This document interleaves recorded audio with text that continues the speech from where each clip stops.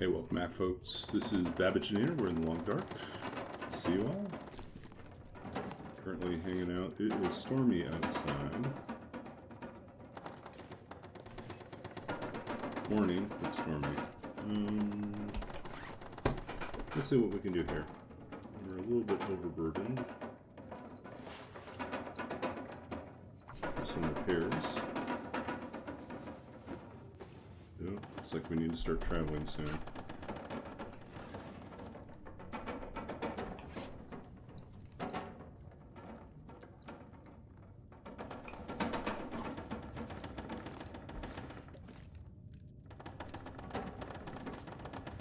Do we have any meat left?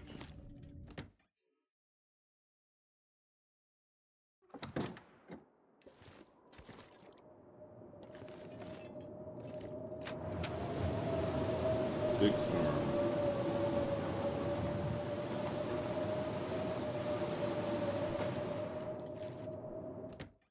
I wonder if I can drop.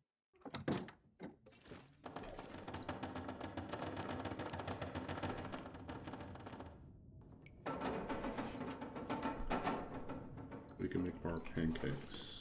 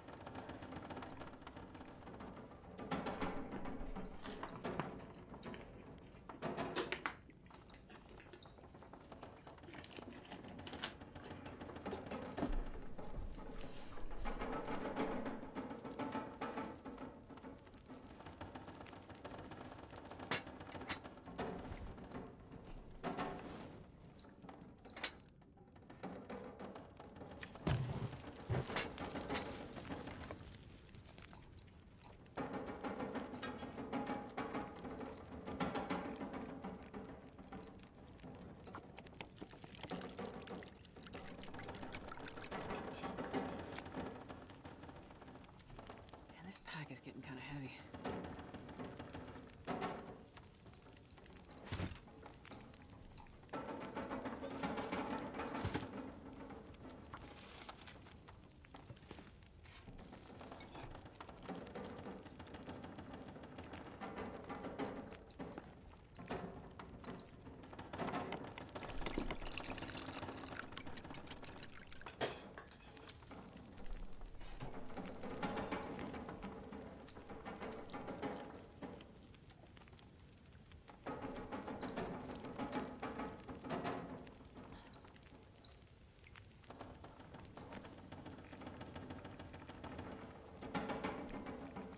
Did we run out of maple syrup? I guess we did. Yep, maple syrup.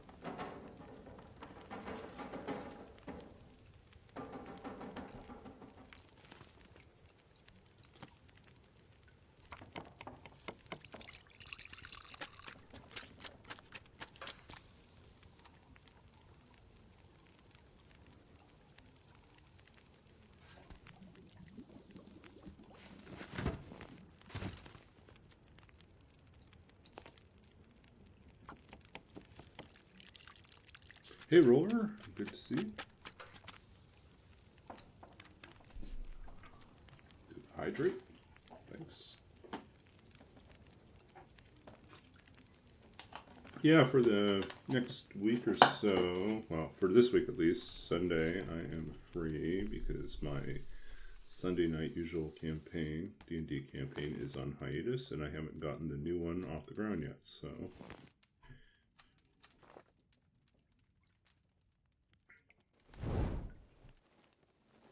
Okay. Let's grab all our stuff.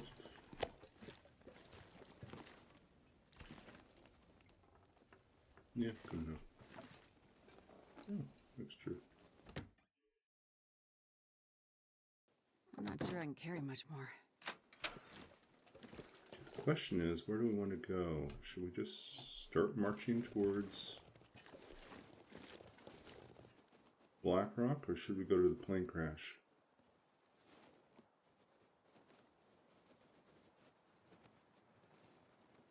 How are we doing clothing-wise? It'd be nice to have a toque. We're kind of okay.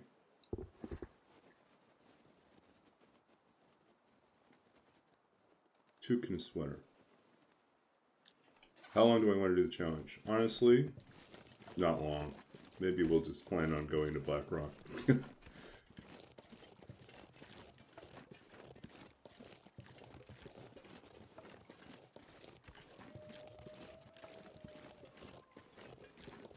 I want to do a different challenge soon. I just don't know what I want to do yet.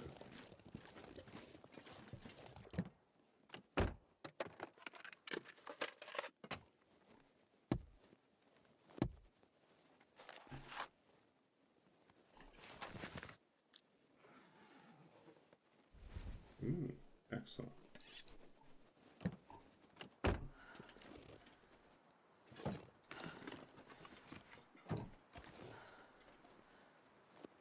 I'm not going to be able to carry this load for much longer. How lucky do we feel? I don't think we feel very lucky. I feel like the wind's changing already.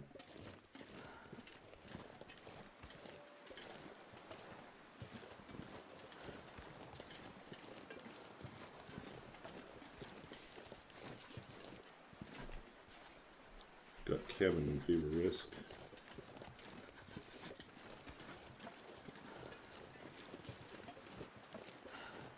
Maybe we go to the plane crash? So for if we go to the plane crash, it drags out this whole thing even longer. Okay, let's go to the little stable, the little barn, Molly's barn. Spend a little time out here hunting rabbits or something. I don't know.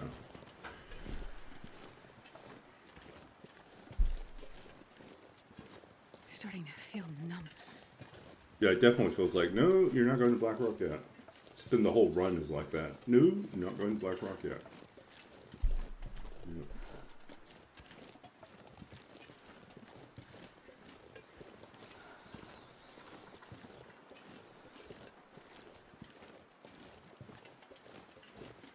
It's goddamn freezing.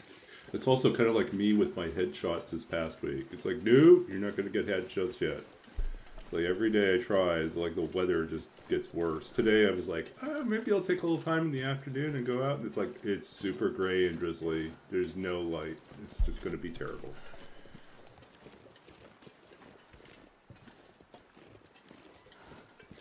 Yeah, totally opposite right now.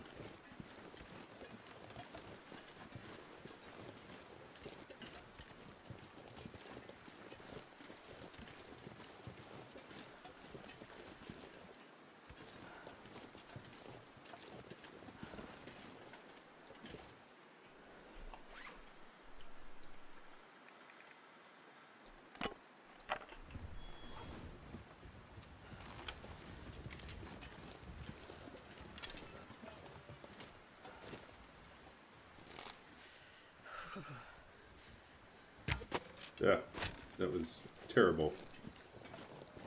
Like, totally moved the bow in the last second.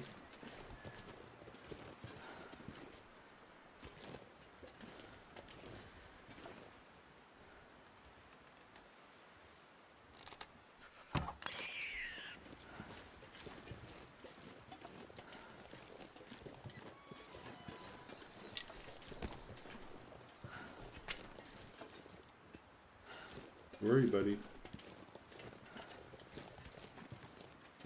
He's way over there.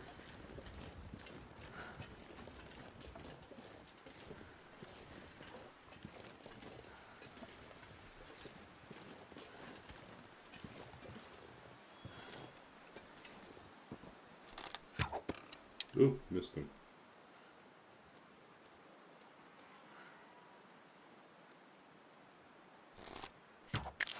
Oh, again with the miss.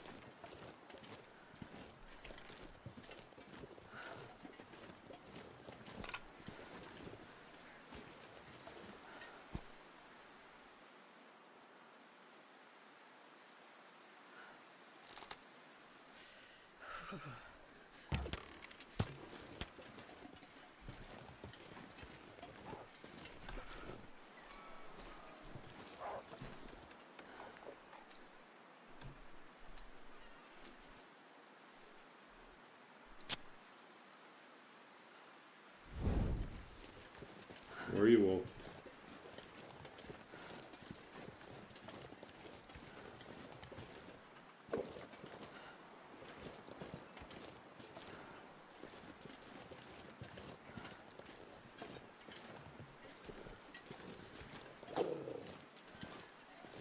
Where are you, Wolf? Is it down here somewhere?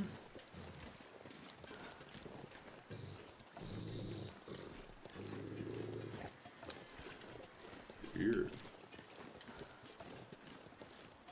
He's down here. What do you got?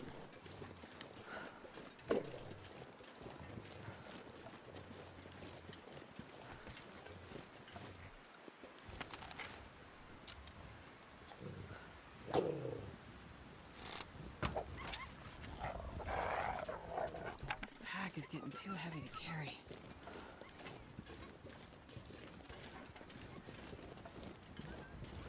Oh, you got a ptarmigan. I don't think I usually see them hunting ptarmigan. That's kind of cool.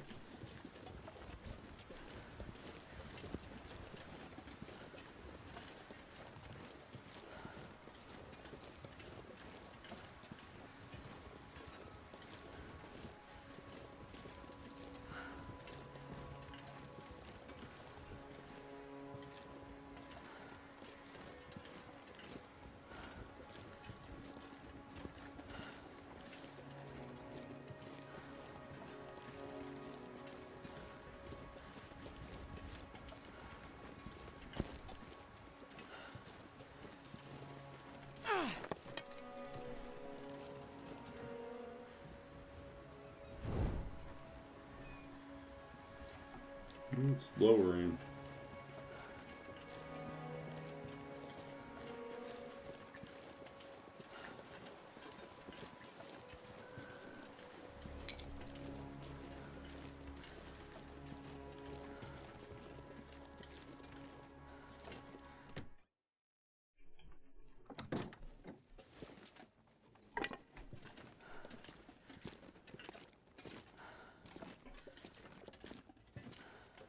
I can barely walk with this much gear.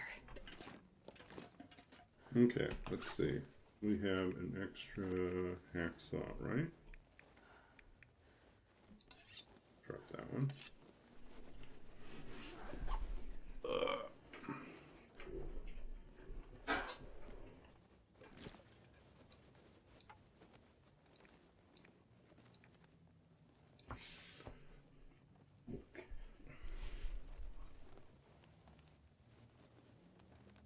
Come on, little fire.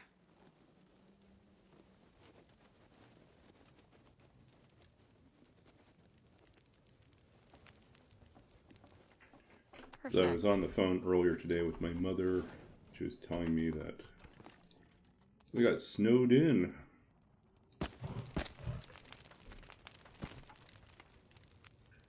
She was supposed to get help digging out the driveway, about a foot of snow. But her neighbor, who usually comes in with the snowblower, is out of town. So she ended up having to do the shoveling on her own. No fun.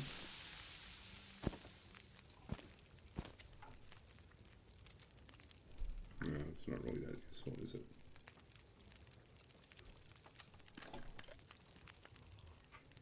Yeah, so depending on what the weather is like, I might get stuck doing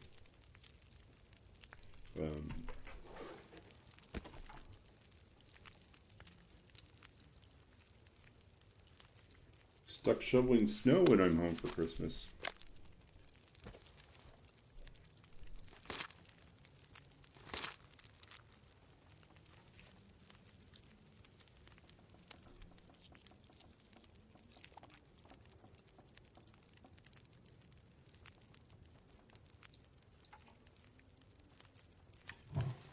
Sticks.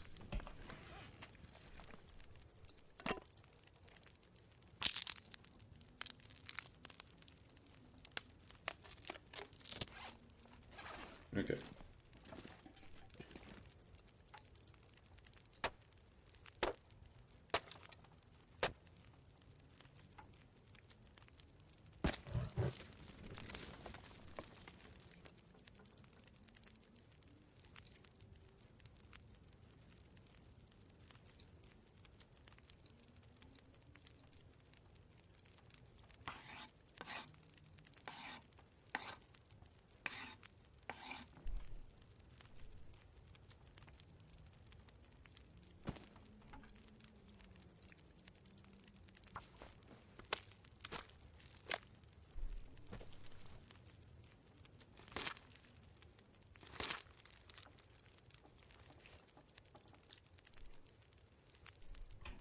Okay, how are we doing feather-wise? 3.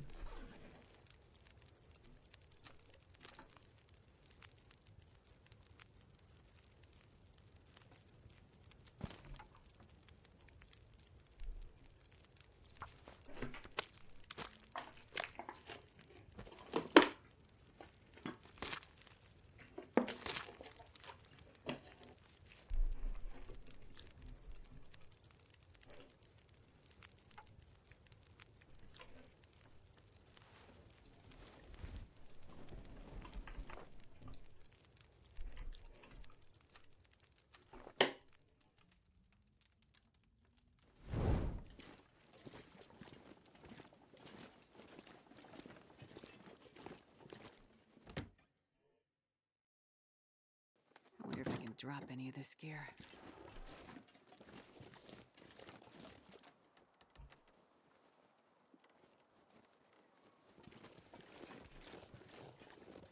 Where'd a wolf go?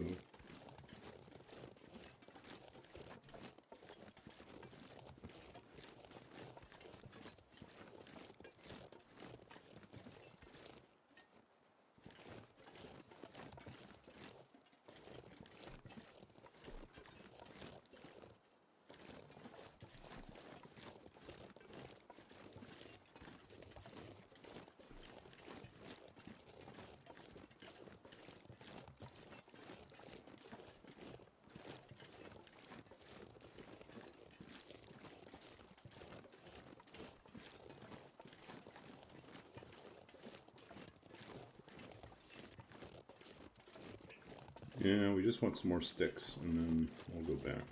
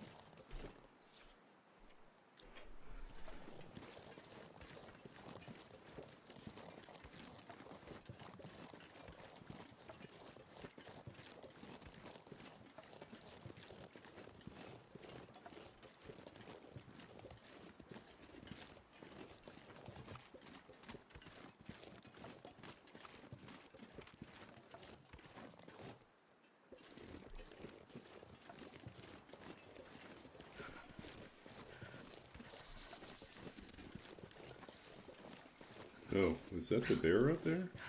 It is the bear out there.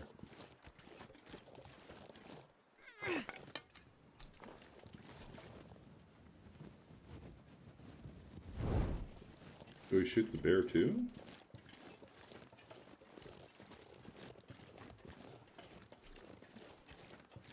Kill another bear?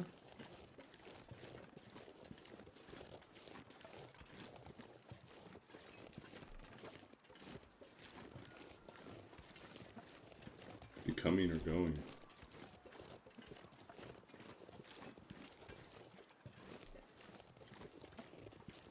Looks like he's coming.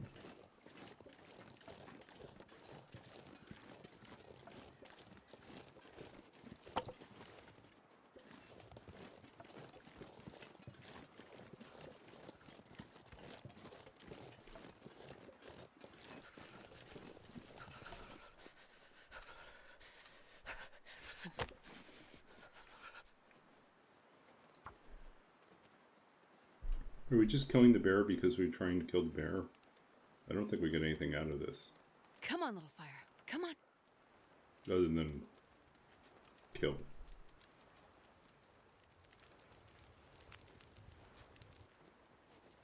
Oh, yeah. That's a good one. Jesus, this is cold.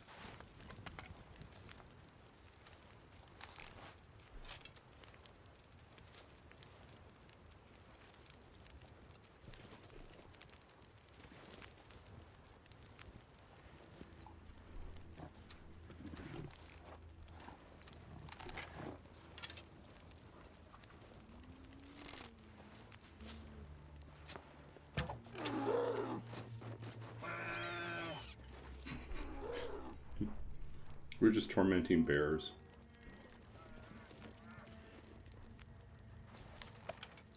Gotta get our cabin fever risk down, right? Stand around waiting for the bear to die.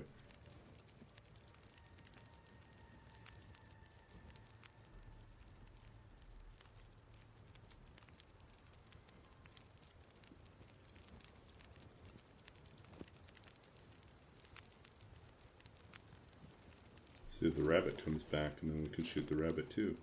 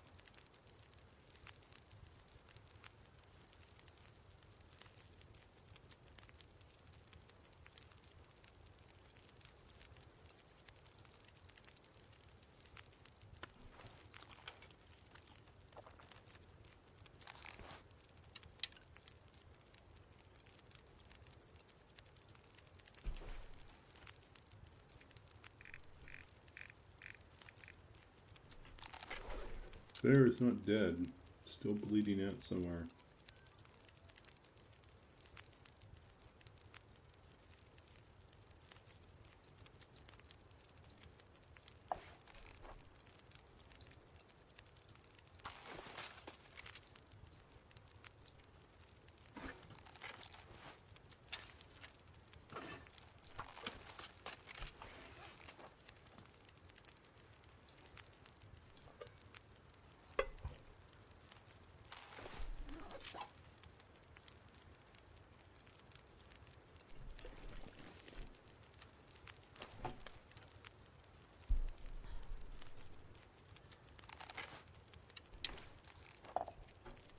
It's getting dark out here. Time to look for shelter.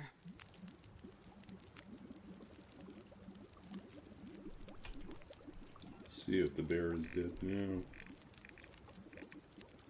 3 bears dead. Okay. We'll go find them in the morning and get our arrow back.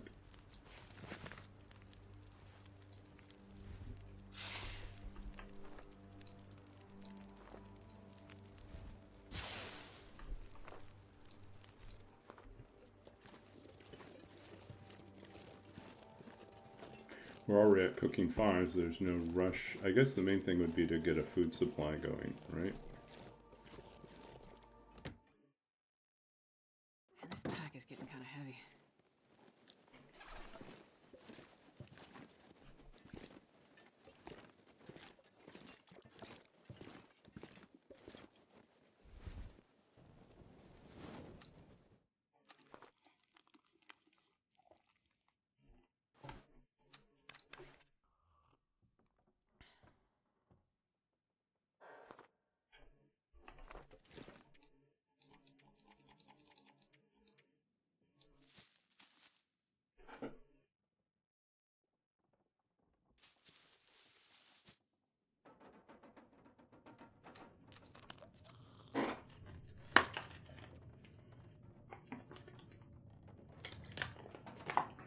Welcome in, lurkers. See, your numbers have grown.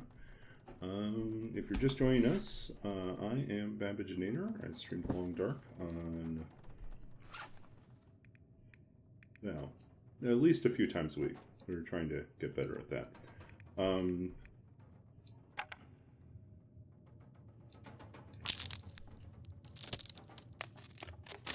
So yeah, I'm based out of Vancouver, BC at the moment.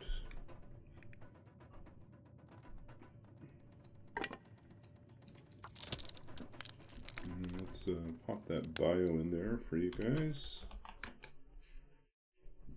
So I'm a writer. I'm the author of 2 books of poetry. I am also a former computer games programmer, a D&D player and DM, and currently back in graduate school doing a master's in library and information science. That's kind of the short version.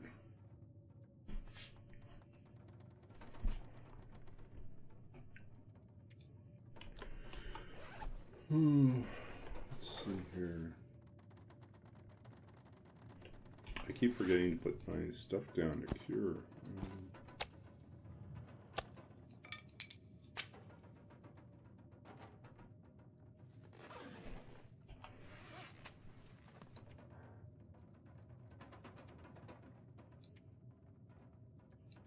Can we repair this in the dark?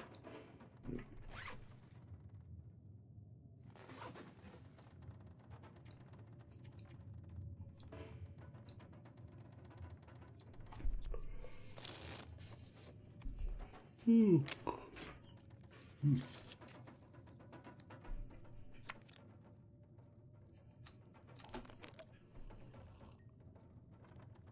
Twitch says I'm coming up on my stream anniversary, which I don't know if it's actually my stream anniversary or my Twitch anniversary. Twitch anniversary would be the anniversary of when I created my created my account, which is not when I started streaming. So I've been streaming now for, let's see, what is this? What is this now? When did we start?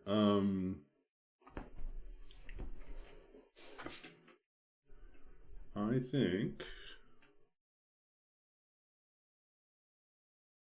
when did I start? That is an excellent question. Hold on a second. I think I'm gonna have to pull up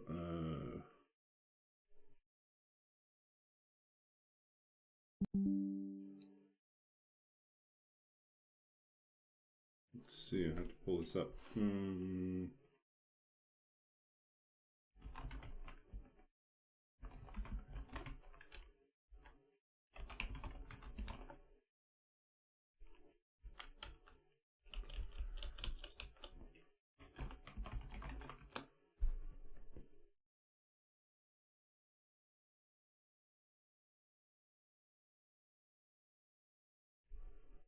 No, I guess that's not how I'm going to find it.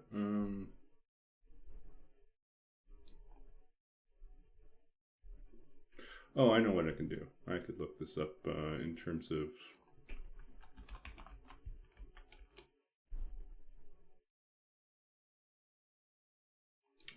I can look and see when I created those commands for the challenge. So let's see here. Tournament, all your bases. When was that created? Yeah, it doesn't say. All your bases.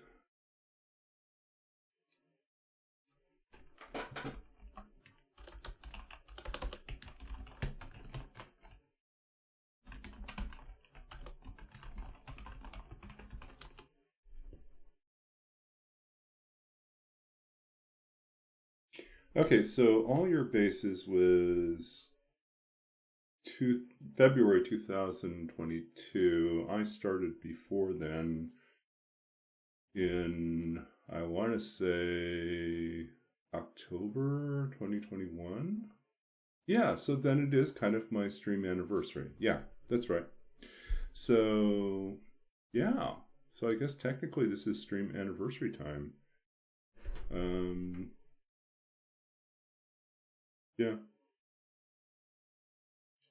Probably should have done something more. We should do something this week. We should do something this week. So yeah, so it has been 2021, so 3 years. I've been doing this for 3 years. Here's where we're at. 3 years of this. Isn't that wild?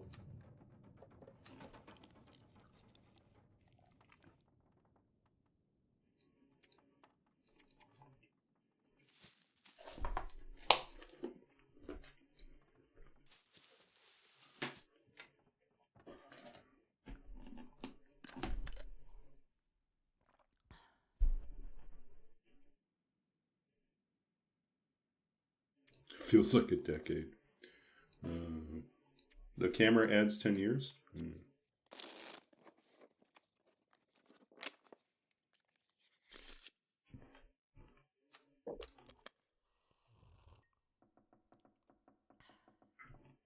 Not bad for cabin fever. It's still something.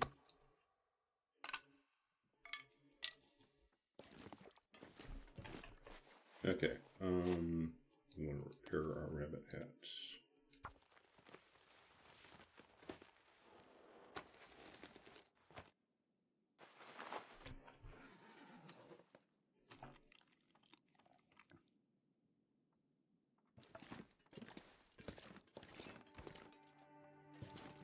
We should probably take some more firewood here.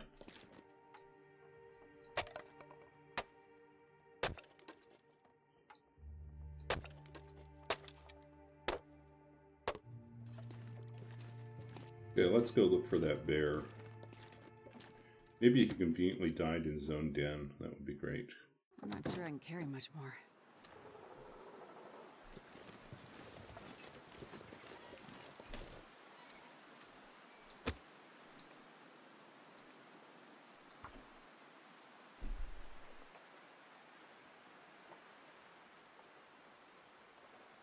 So I went for a little walk this afternoon, which was kind of nice. Come on, little fire.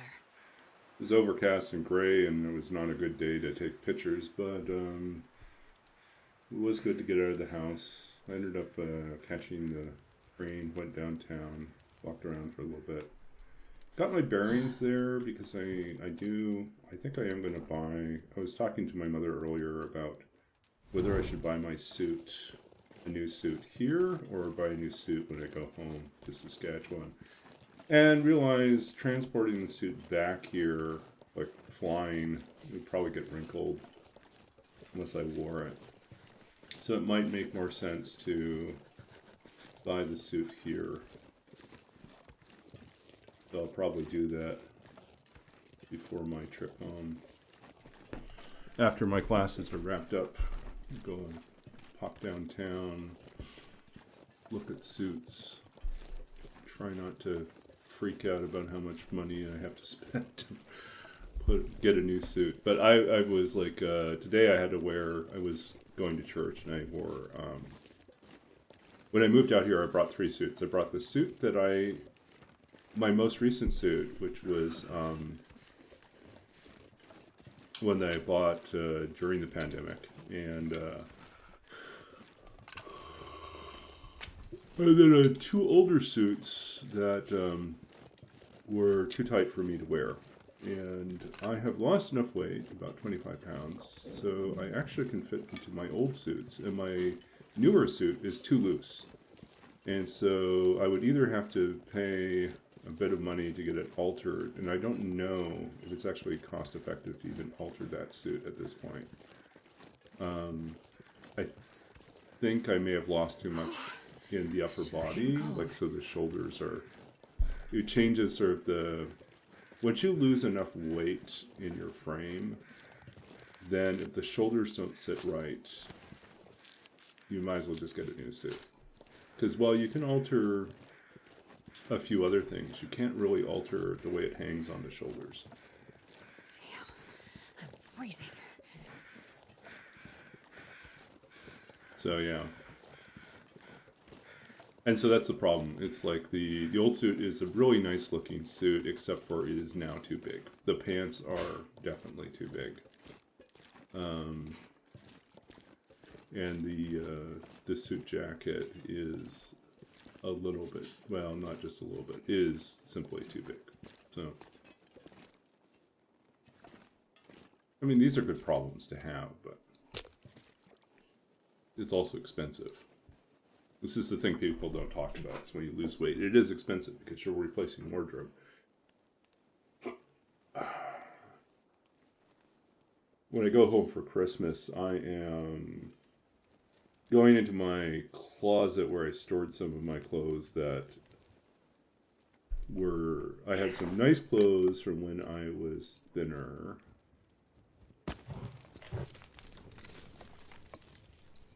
That I couldn't bear to donate or give away. And part of me was like stubborn and thought, you know, I'll eventually get back into fitting these. So I actually kept them. So they're in storage in the closet, and I just have to dig them out, go through them, and decide what I'm going to bring back with me. I'm not going to be able to carry this. Some of them I'll probably be able to wear right away, and some of them might still take a few more months to get back into. But at least it will save me a little bit of money, because I won't have to replace a lot of wardrobe. Now, I have been spending money anyways, just because I'm trying to, I'll just admit it, I'm trying to look a little bit more professional these days, so.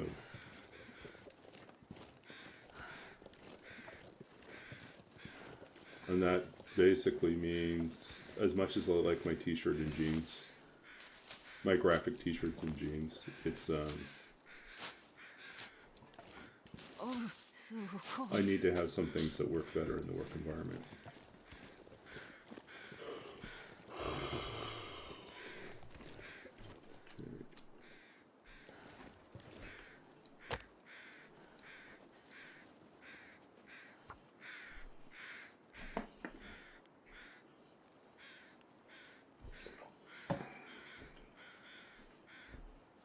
Yeah, I think the things I hate most, Come on, little fire. things I hate most, really, because they always make me self-conscious and produce anxiety because I don't know if I have any sense of what I'm doing, are getting new author headshots, especially if I have to take them, if I'm doing selfies because I'm too broke or too cheap to find someone to do it for me.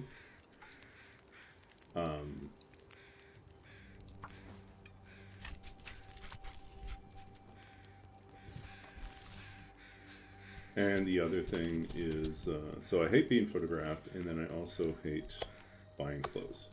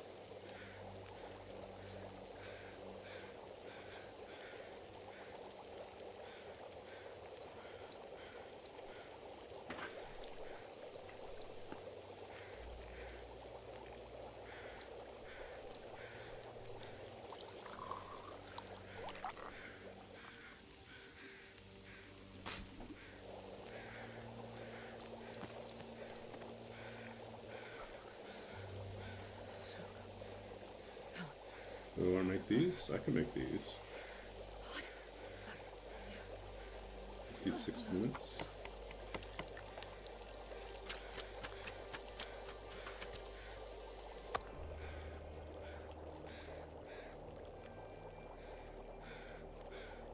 I can't feel my feet.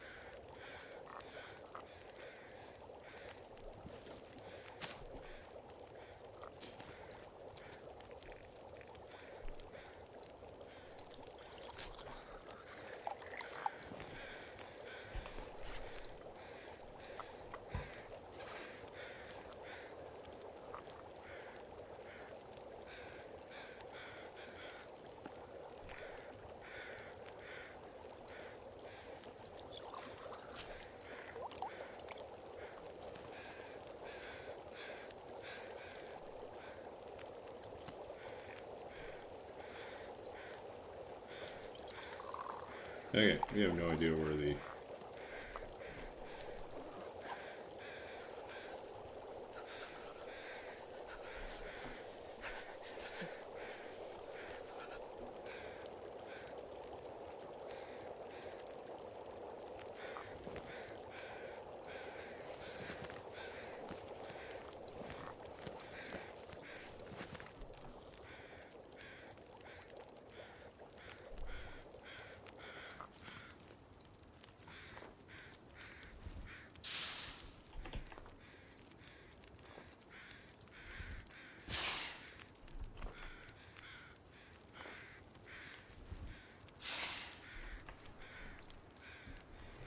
Yeah, we'll just leave with that.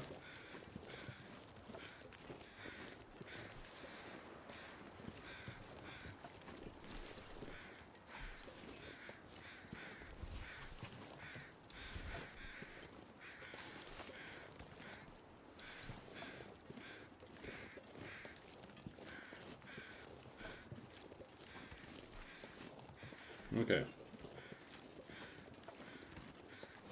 See if we can spot the bear.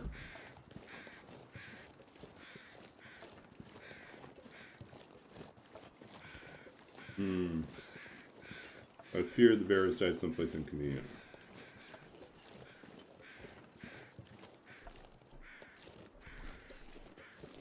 Okay.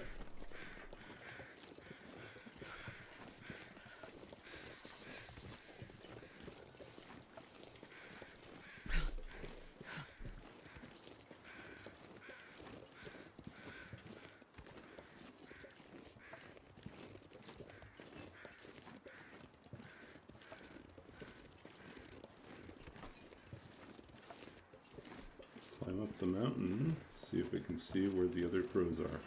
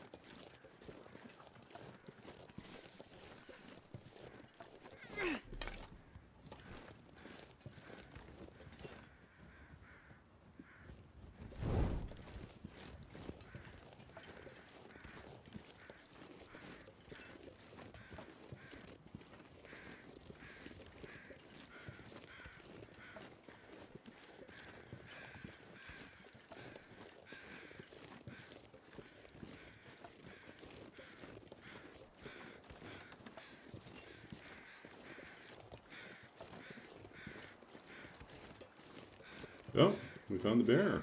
Came all the way over here. Go ahead and die in a really bad place.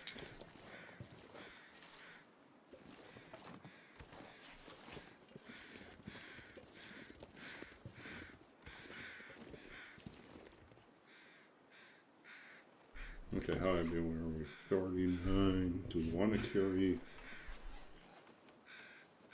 bear meat with us?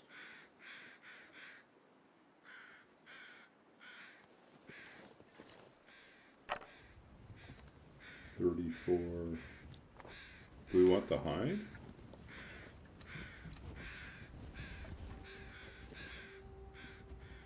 Wow, this is really inconvenient.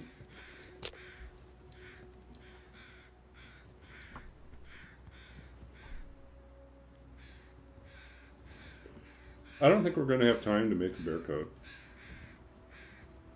Come on, little Yeah, I think we're not going to bother. I think we'll warm up our teas and go. I've never. We got our arrow. Perfect. That's all we wanted.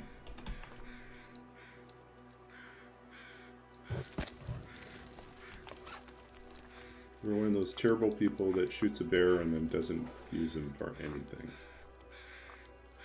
What bad manners. Lack of respect for these creatures.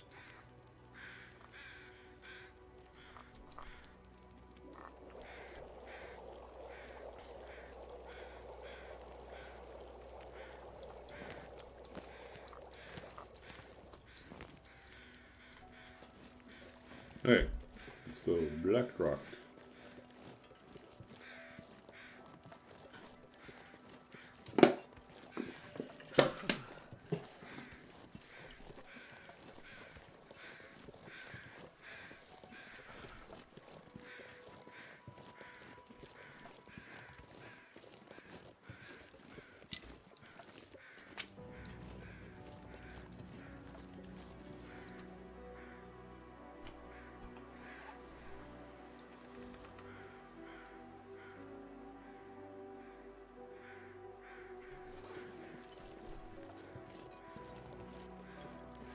I mean, we should make it at least to the trailer.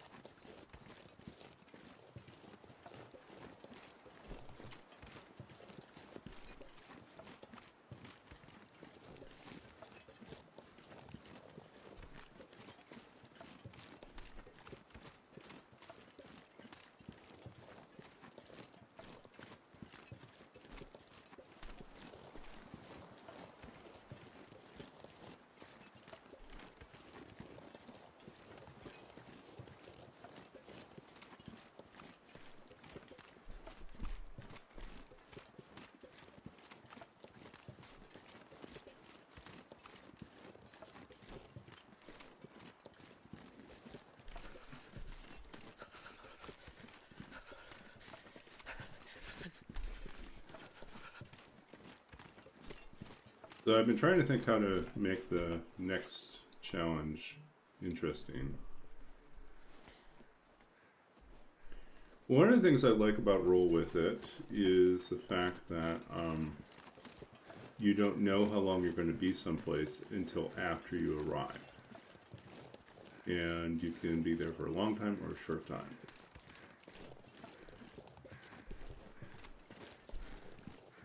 I'm wondering if we should have... And then there's all the dice rolling, which is fun.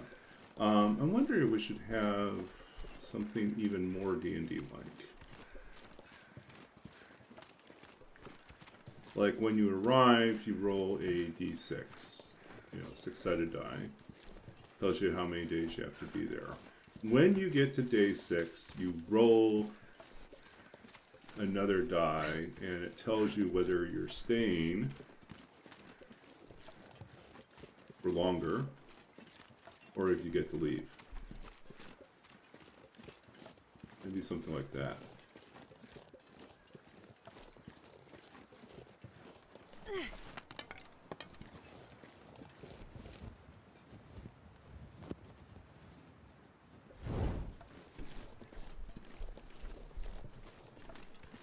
So if you're really unlucky, you stay longer and longer and longer. You never get out.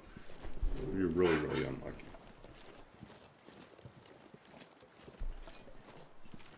But then again, Roll With It just on its basics is kind of fun. I just want to save it for when the new region is released. We could do some challenges where you make a random route.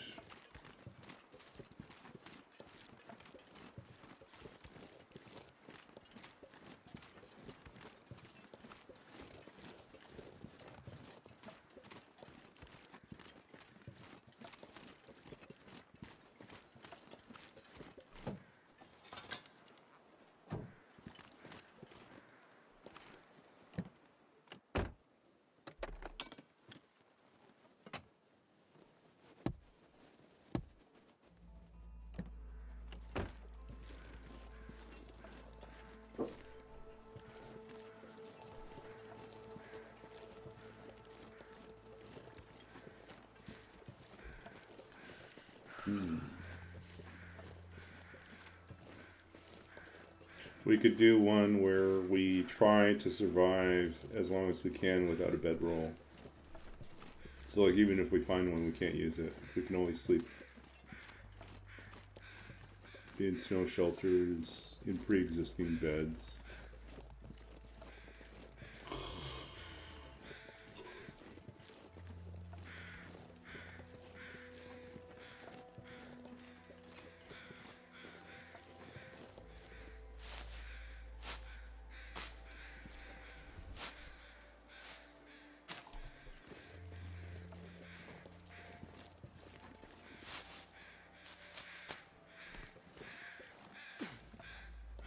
It's over here. Dude. He's dead.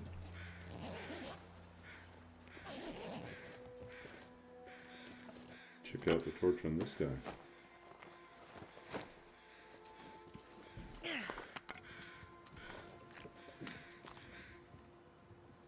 can't feel my hands.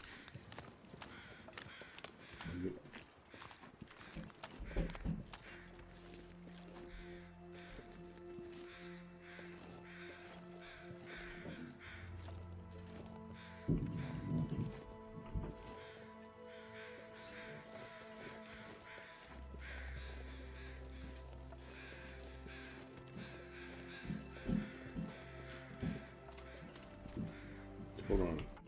Gotta check on something. I'll be back in a quick second.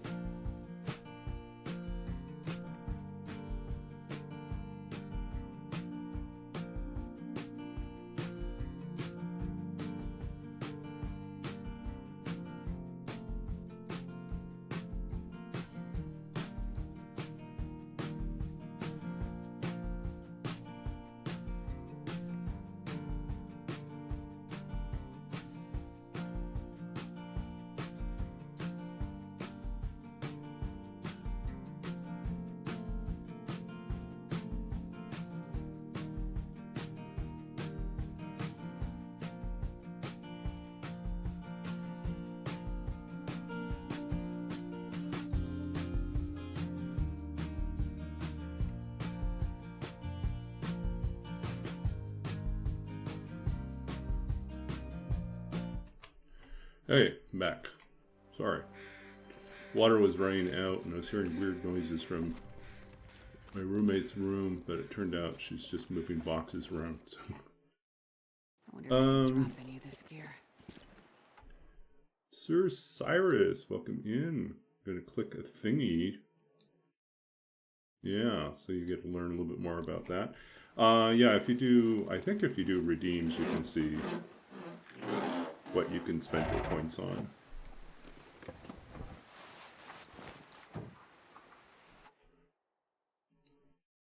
Yeah.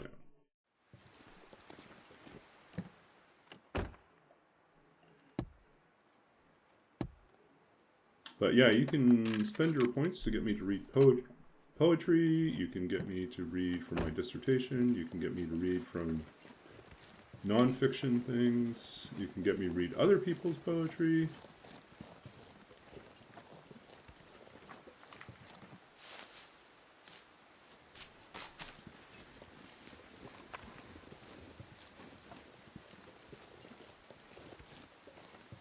Wait. I'm so cold. I'm warming up a bit. Yeah. Yeah, when December rolls around, I will enable the, there's a variety of TLD Christmas songs that I've written. Like I've adapted Christmas carols and turned them into TLD themed songs instead.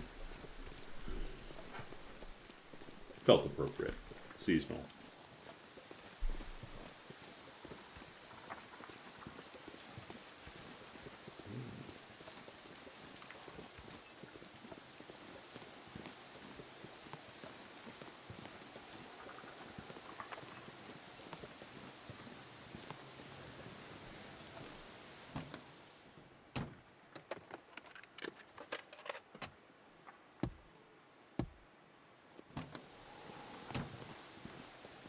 Uh-oh, gusty wind. Could be a problem when we get to these walls up here.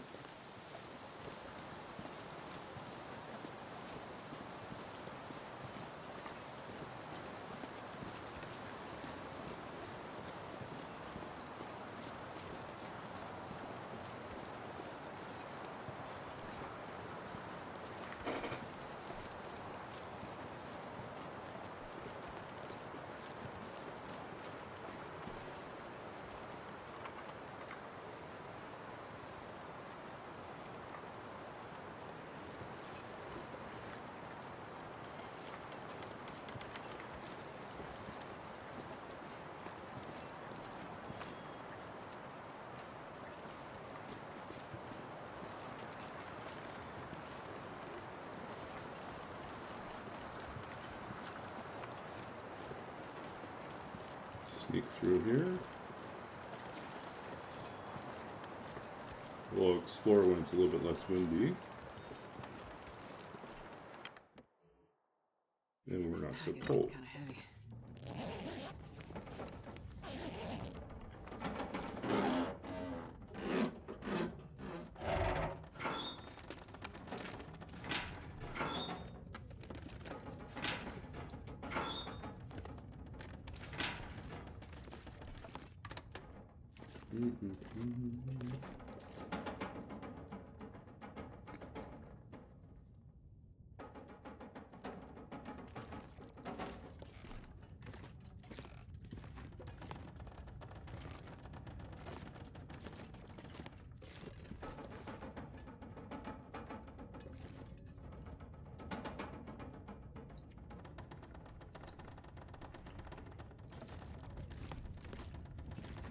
We'll just put some stuff down here and let them cure.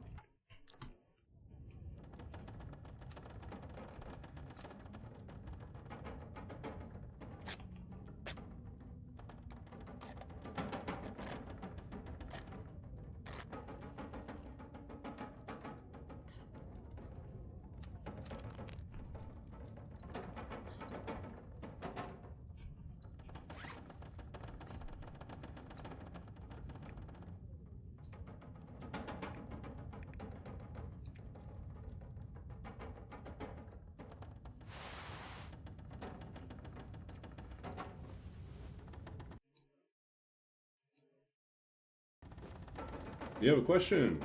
Go ahead, ask away.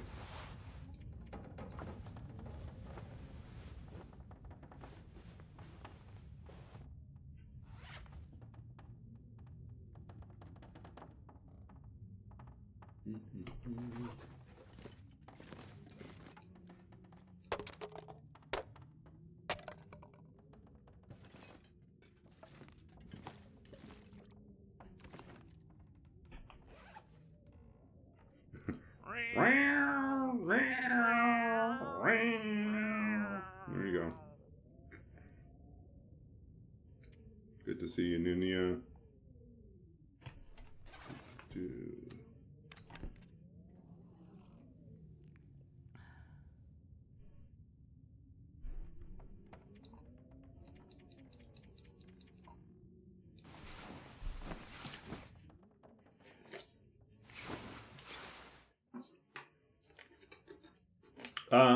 Sort of. We are in whatchamacallit pass.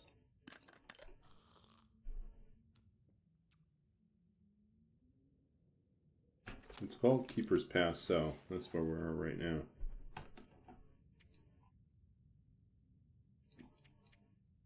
We need to start thinking about what we're going to do next.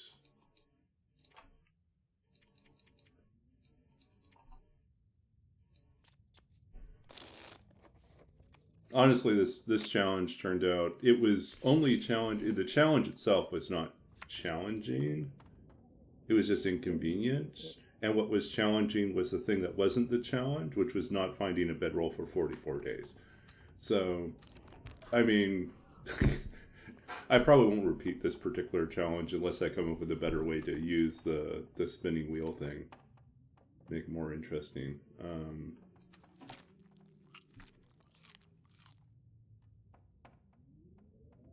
Yeah, you're always welcome to share poetry with other people.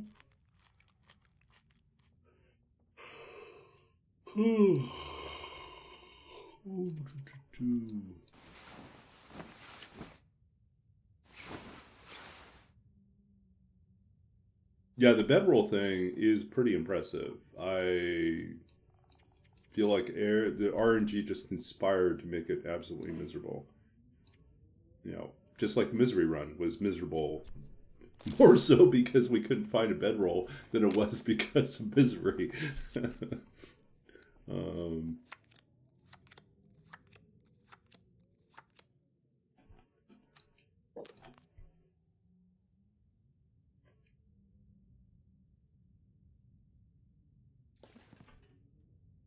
Okay, do we have any other cloth that we want to use here? Cured maple, cured maple, cured maple. We want to fix our travois. Oh boy. No, travois is still good. Do we want to sharpen our blades?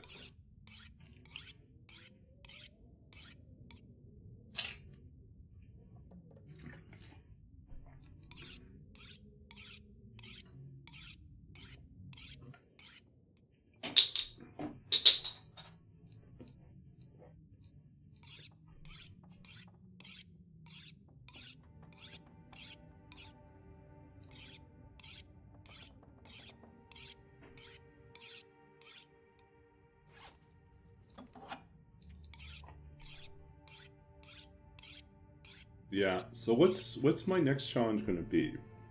Any ideas? Any things I could do that would be fun? Do we embrace more of the RPG, D&D like side of things and have more dice rolling and more randomness? Do we choose something simpler as a challenge, like easier to explain to people what it is that we're doing? Do we embrace the no bedroll philosophy and just try to go as long as we can without it? Well, just go without a bedroll.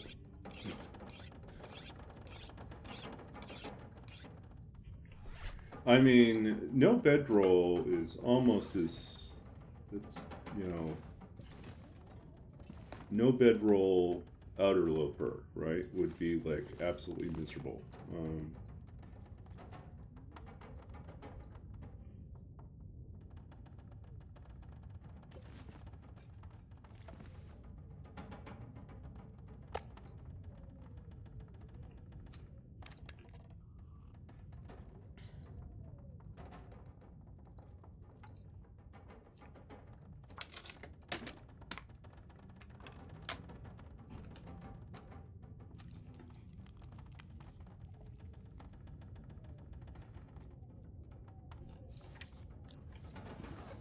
There.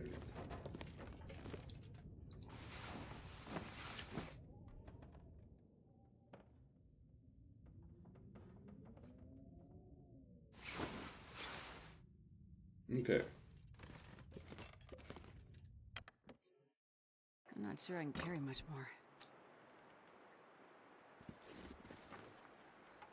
We should probably make some more, boil some more water. Come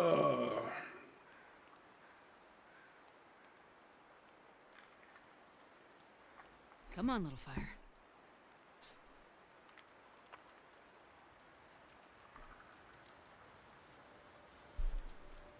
I mean, we could kill all the wolves in this area and haul the meat over into the next section. Oh, yeah. That's a good one.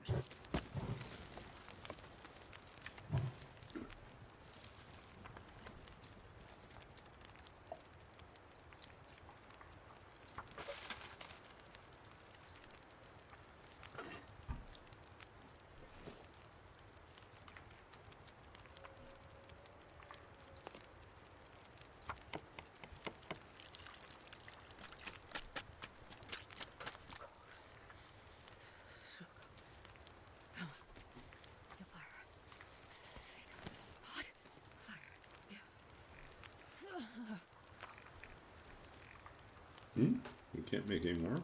Interesting. What did we run out of? We have plenty of oil. We used up all our flour. Okay. Well, not the worst thing in the world.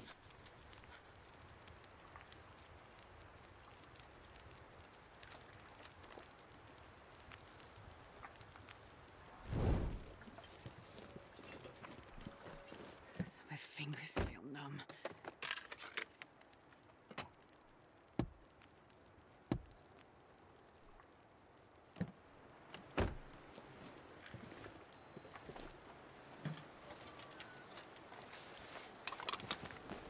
Oh, joy.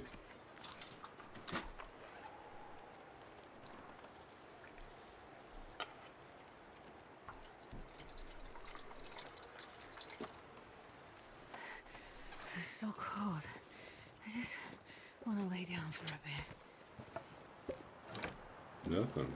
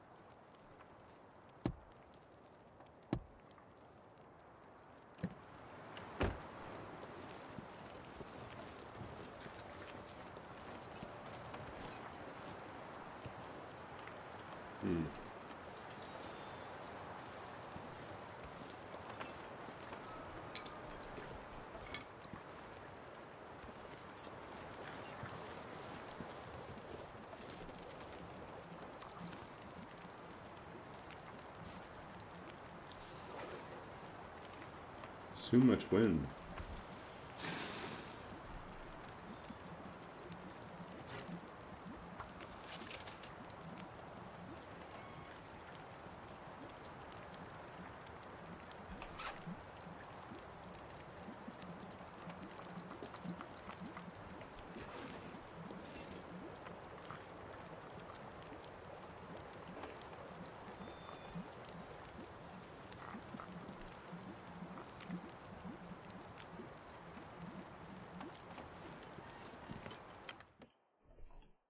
I wonder if I can drop any of this gear.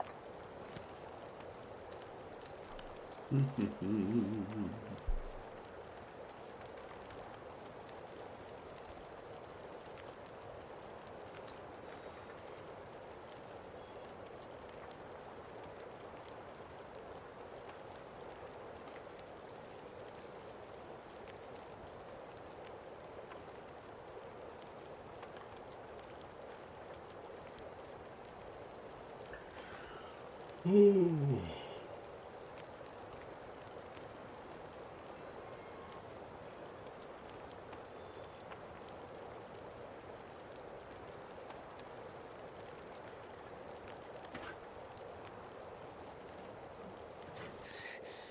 Too cold to think.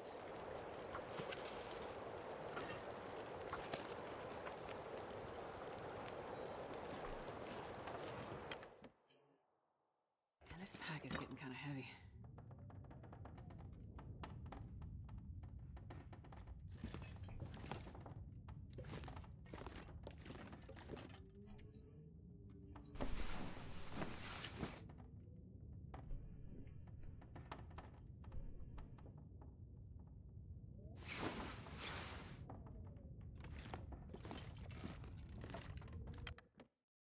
God, I'd eat anything right about now.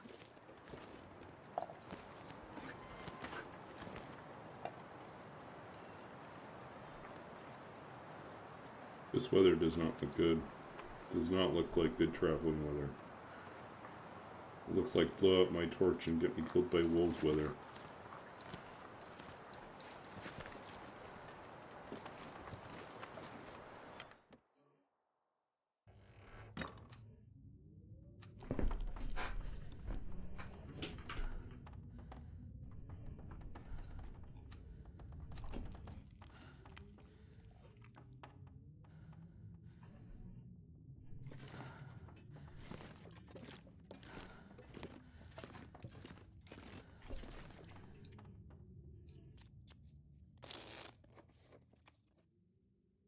Okay, finally breaking the weather.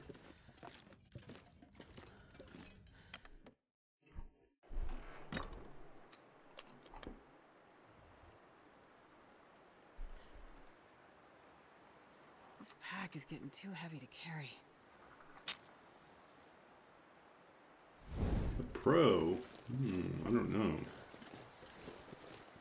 At small things, at some things.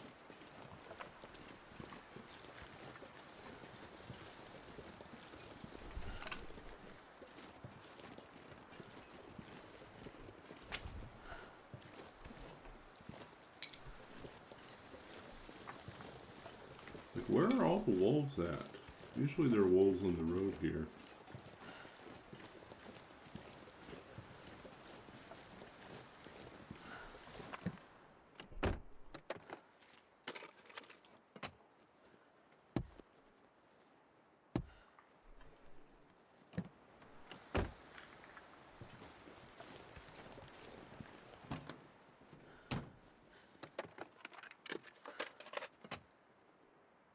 You want to see a 500-day run? I need to have an excuse to do 500 days. I really don't think I would be motivated to get to the end of 500 days just to do 500 days. Roll with it was like the best excuse to push past, 100 days. We got to 303, so... And that one technically is still alive, but...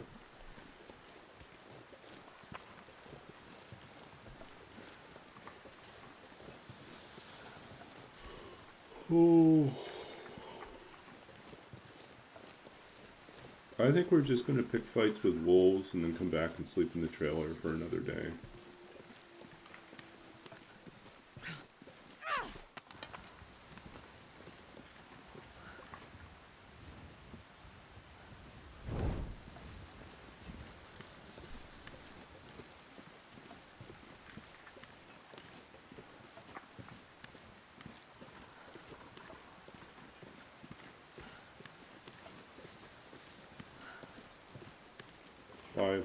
Days.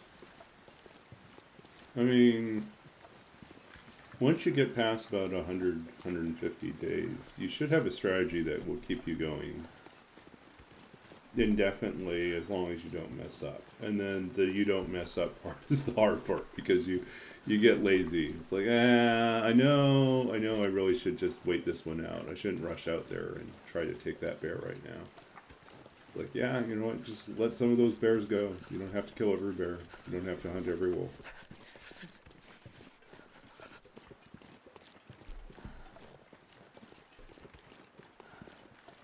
Yeah, and then how many days would be spent sleeping? You know, you really want to pass a lot of time. What you do is you go get broken ribs and food poisoning or parasites. You know, and then just be constantly unwell and just sleep.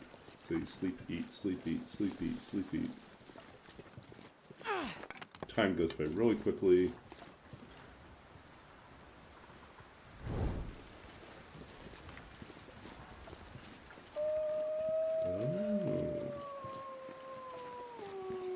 God, yeah, freezing.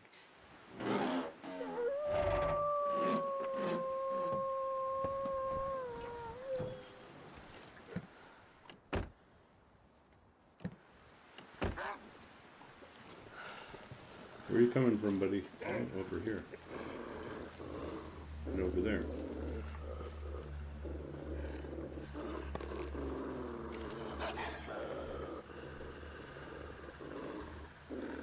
Who's first?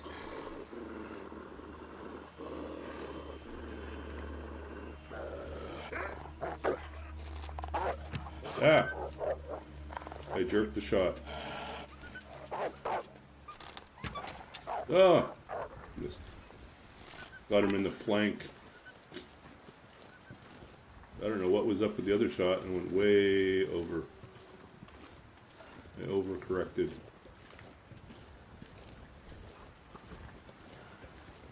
Look at that, way over.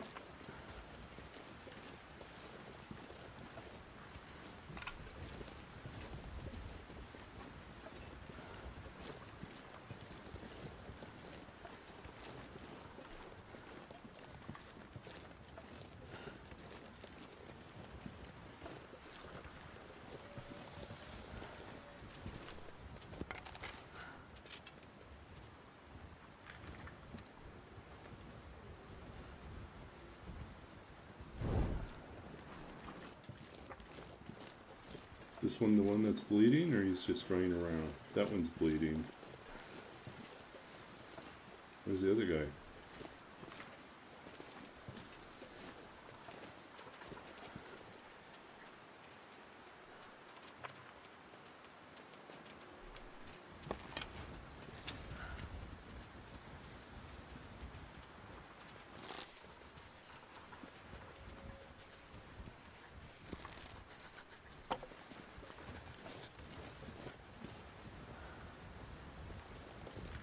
Where's he at now?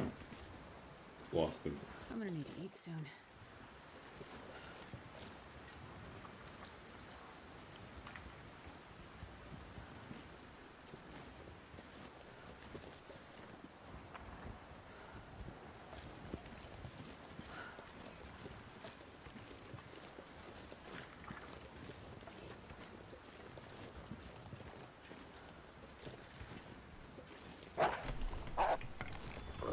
Nice try, buddy.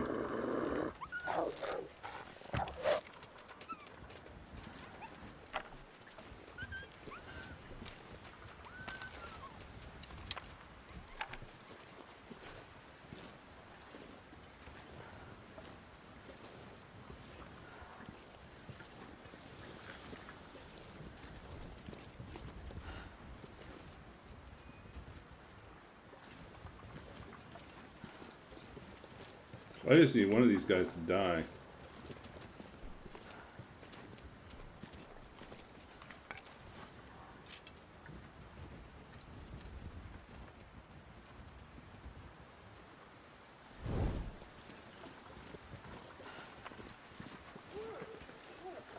There he goes.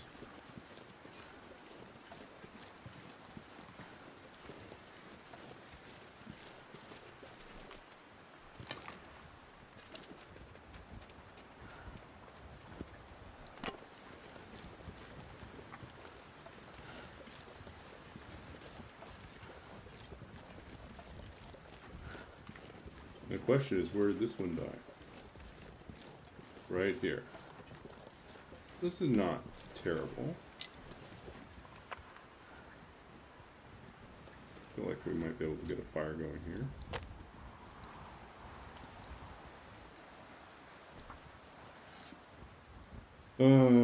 Mordor. Let's see. Instead of Mordor, it would be Mordor. One little fire.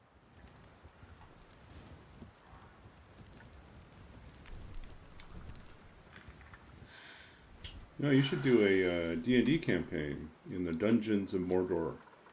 And all you find is a dungeon with lots of doors.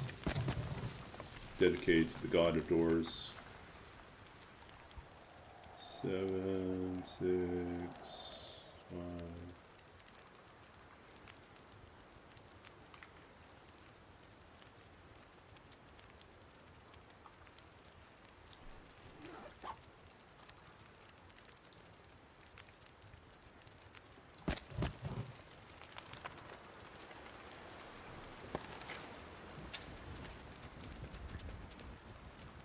Come back.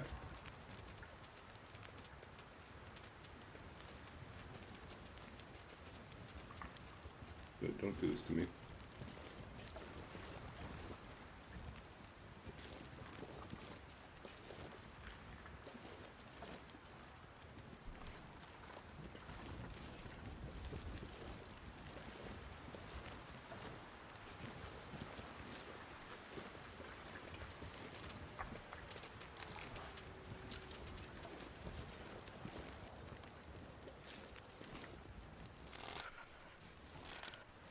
It'd be nice if he just died right adjacent to us, but...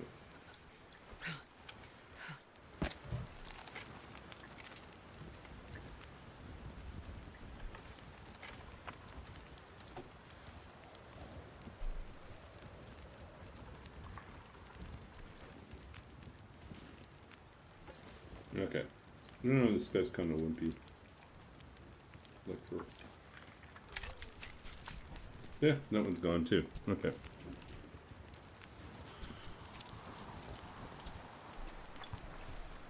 can barely walk with this much gear.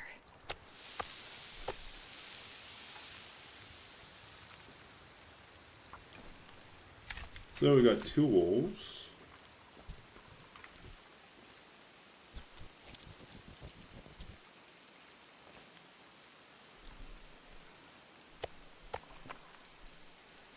Uh-oh, did the wind shift?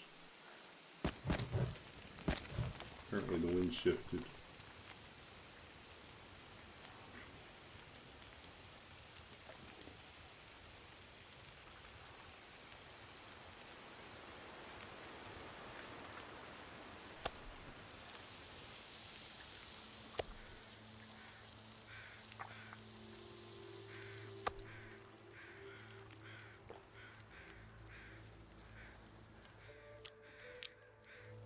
Portable safe house. Darren's Instant Fortress? Is that what you're thinking?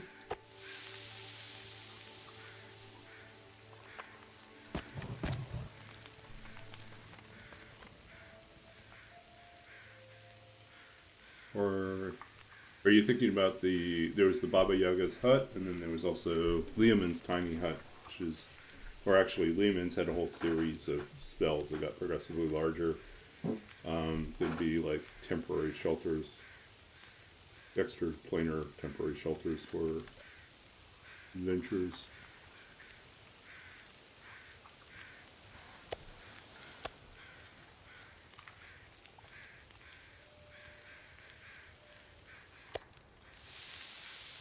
The sun is setting. It's gonna get a lot colder soon. Just want to heat up my teas. I don't hear any other wolves. We may have not a lot of wolves here.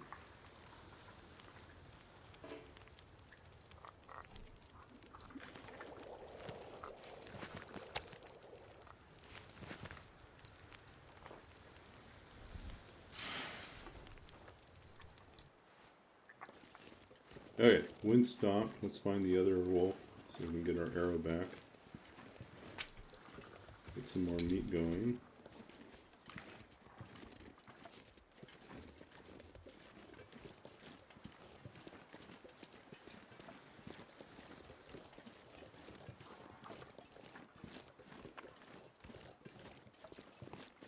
I mean, it's not going to be inside the truck. We're just going to check the truck for stuff.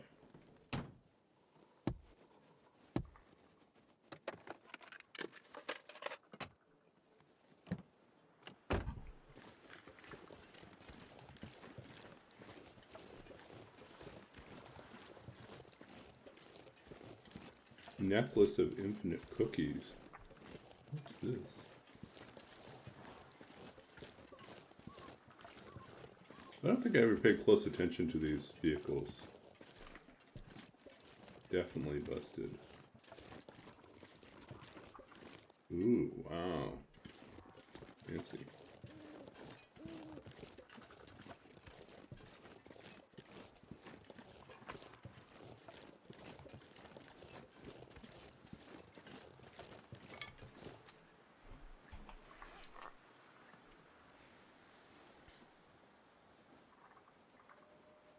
I like giving out weird magic items. So one of the things I love giving out is a bag of infinite cheeses. And they're all, you just roll randomly, and all the cheeses, they're just tiny morsels of cheese, and they all have some of them have minor magical or alchemical effects, and some of them are poisonous, and some of them are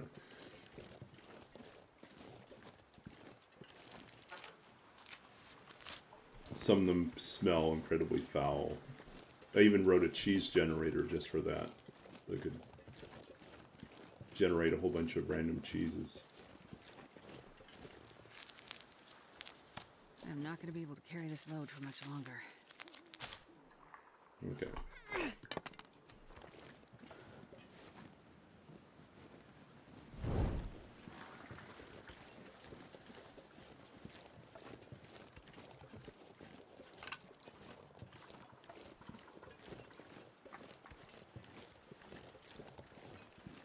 Yeah, I'm definitely a believer in like the best games, the best adventures are the ones in which you give into your imagination. You let there be weird stuff, and people remember weird stuff. Oh, there we go. Here's our other buddy.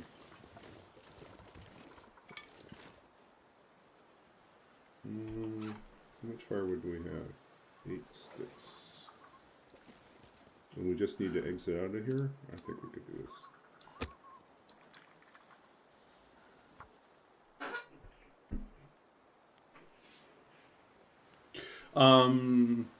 Yeah, deck of many things. I have tried to avoid doing that, but I do have, I sometimes will slip a Wand of Wonder into the campaign, or something has a similar, like, set of effects, where it's just a completely random table, and chaos will emerge.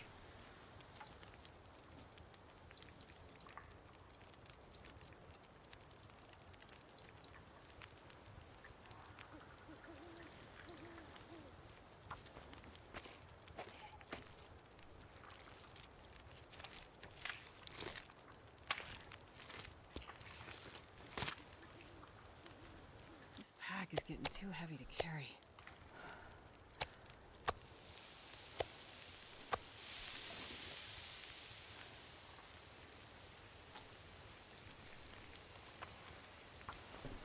Okay.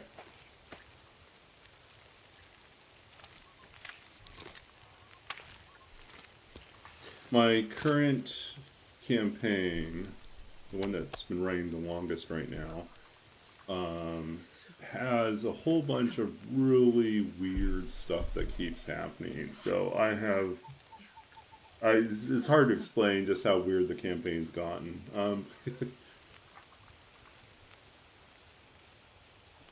But let's, like, the recap. So one of the players was away for a couple weeks and came back, and the rest of the players were trying to give him a recap of what had happened while he was gone. So so they say, yeah, so anyways, that underground chamber in that, ancient tomb that they were exploring ended up being a staging area for a army of ancient vampires that had been temporarily frozen or in stasis. Well, one of the chamber walls appears to be an inert portal. And it's like, what? It's like as if it was about to be activated. And they found like a sort of an operating booth for operating it. And they seem to they suspect that it's powered by some sort of blood fuel. And so, and then later on, they kind of realize there's like, if they push too many buttons or mess around, they might actually have to deal with this entire room. They don't want to deal with it. So they decide, we'll just use sending, contact a high priest we're familiar with, and back in the main city, and they can organize an expedition of high clerics to come and deal with this problem. And so they like extricate themselves out of that area, and they thought, okay, we still need to find a way into the main mansion. This was all sort of a side thing. Let's go and figure out like how to access it from the Smuggler's Cove beneath the mansion, which has a tunnel that goes up to the house. And so they go down there, and then while they're out there on the stone pier, they look into the water and they see like a sunken shipwreck, And so they swim down there. They find 2 barrels. One of the barrels is contains some sort of strange black liquid that they determined also has some sort of blood content to it. It's very creepy. It seems to be alcohol, but also with blood in it. Anyways, weird stuff, right? And then they find the second barrel, and it's the same liquid, except for it also has pickled inside of it the corpse of a Githyanki, who they then decide that they will use Speak with Dead to find out what happened. And it turns out that, and there was a chest that they also uncovered. And the chest contained an ancient metal, so a book made on metal plates that detailed the travels, not just the travels, but the movements of an ancient race of vampires that traveled through space and raided other realms and captured beings to use as fodder for their experiments. And when they interrogate sort of this Githyanki corpse, they discover that basically these things are batteries, that store these corpses in them, the magical corpses in them, and fuel possibly these portals. And so it just gets weirder and weirder and weirder. Yeah, so I am definitely in the territory of Lost, the TV show, where I've introduced so many threads and so many weird things into the world that I am not certain what will actually get resolved by the time the campaign ends. I will do the standard trick of running on player paranoia and guesswork that ties together pieces that they think probably or should be connected, and then I'll simply nod my head and say, exactly, yeah, that's what happened. Or, I didn't think you'd figure that out, right? Yeah. But yeah, it's like the secret is just always to give yourself lots and lots of options. I give lots of hooks, right? I figure, the thing to do is always plant hooks, and you see what the players bite on, and then do something with that. There's another wolf somewhere around here.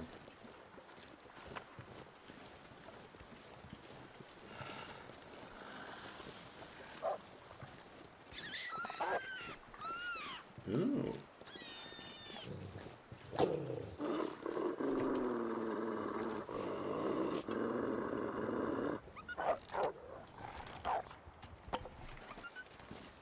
Go chase that rabbit.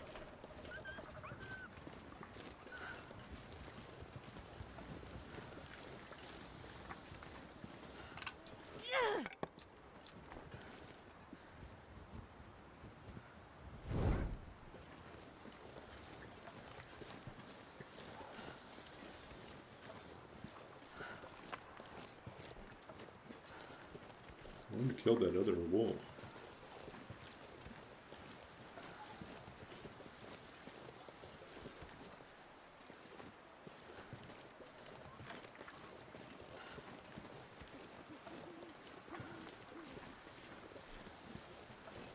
Where'd he go?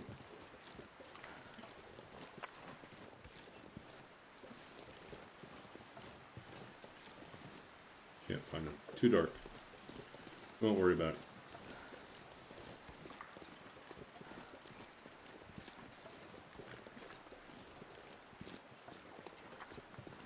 Yeah, I think that's also true. Like, I like that, you know, as you make choices, it definitely impacts what's possible.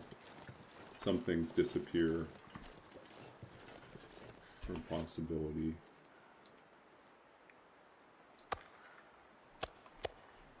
Okay. I'm not going to be able to carry this load for much longer.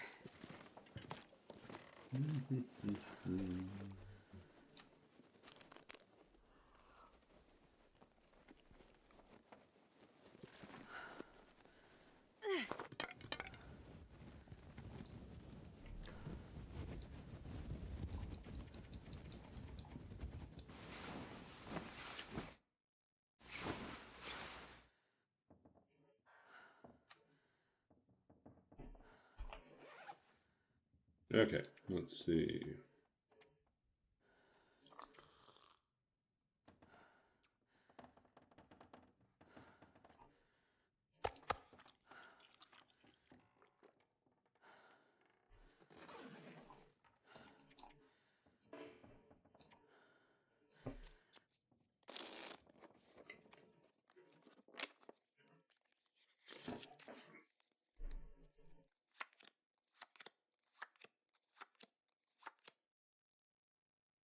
Yeah, definitely they're leveling up over time. We just kind of milestone it, or even really it's like after a certain point, it's like every 3 or 4 sessions they level up. I don't really like track experience points. I just think that there's a certain amount of experience in the world and things that they've been doing that usually, as long as they've been engaging in the world, doing something, fighting something, doesn't always have to be fighting. Sometimes it's diplomatic solutions. Sometimes it's just investigation, unraveling something, some mystery. You know, they reach a certain point, feels like they should level up. They level up. So.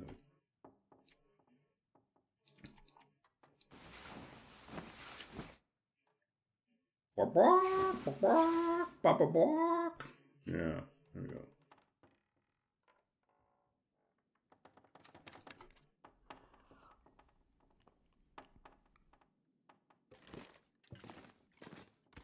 Okay, so somewhere, oh, we forgot to lay down our silly... Do we even need this anymore? Do we need another... Probably not. Don't worry about it.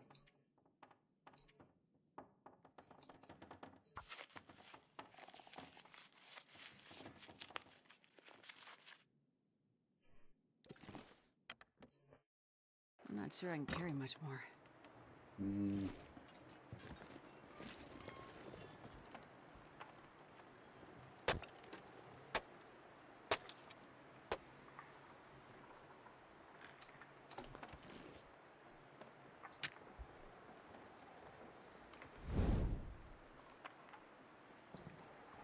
Damn, I'm freezing. Okay.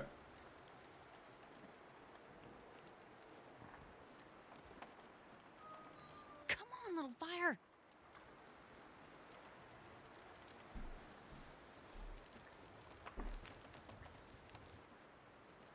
Perfect.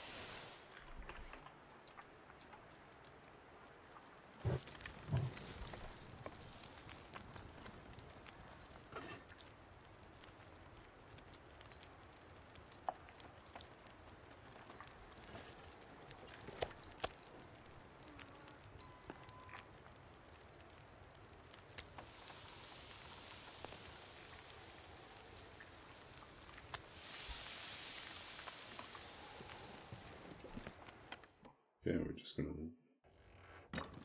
rest for an hour.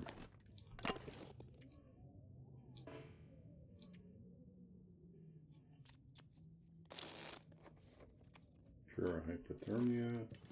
I wonder if I can drop any of this gear.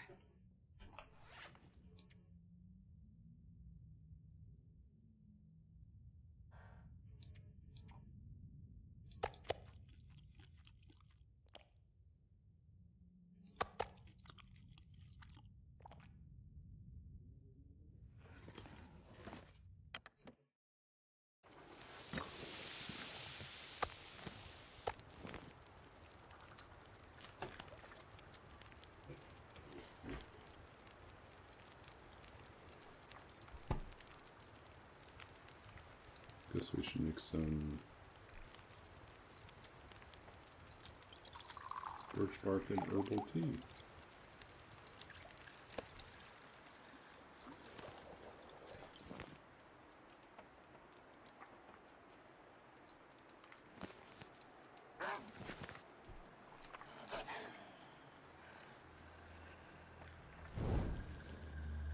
Where are you, buddy? Just in time for dinner. Okay.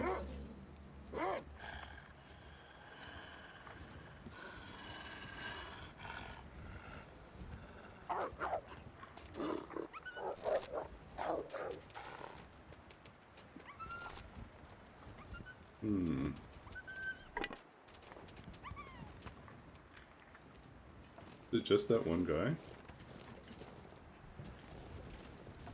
It was a bad angle. It's gonna come back and bother us. Kind of heavy.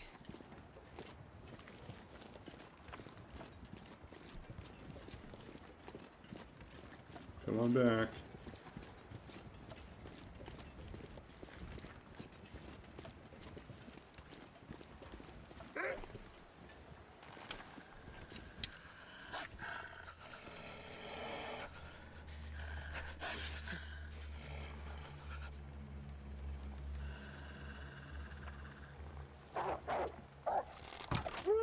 There we go.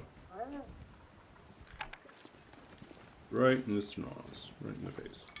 Starting to feel numb.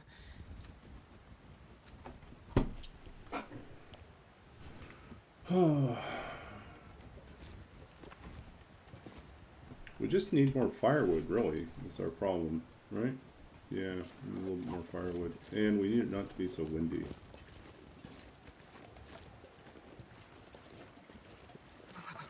I've never felt so cold in my life.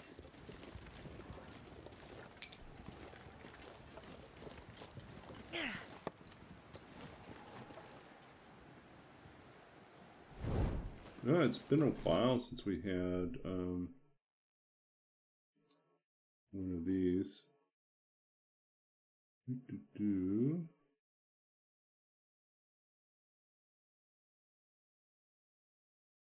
We just had someone trying to post a spam message.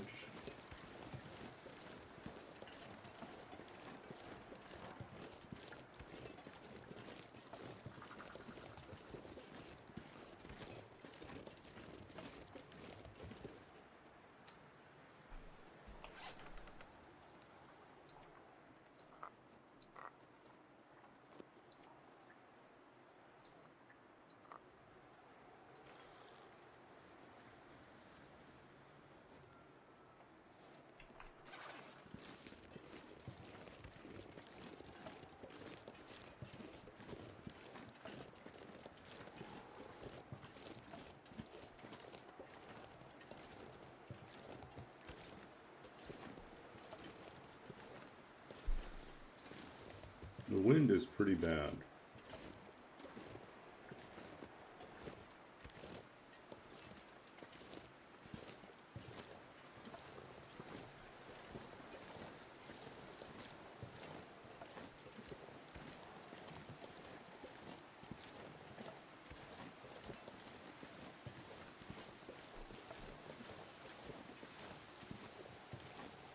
Oh, so cold.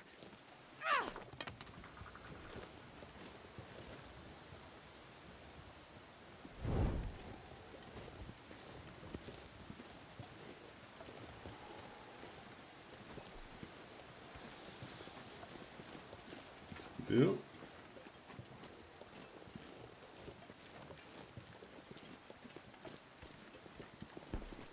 It's pretty icy out here. Pretty cold.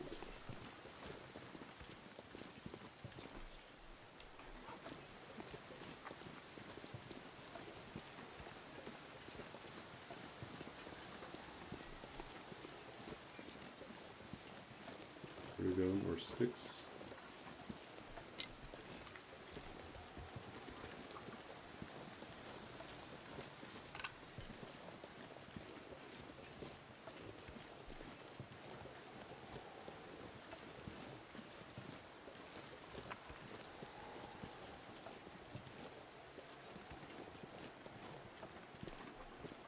Just too windy to really cook them right now.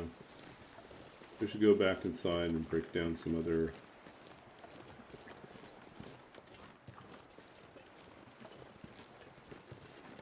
Is that a rabbit?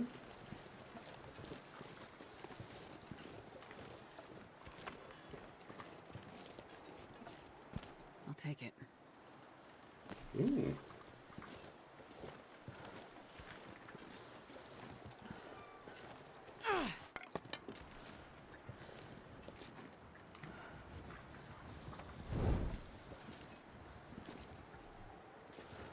Free food. This pack is getting too heavy to carry.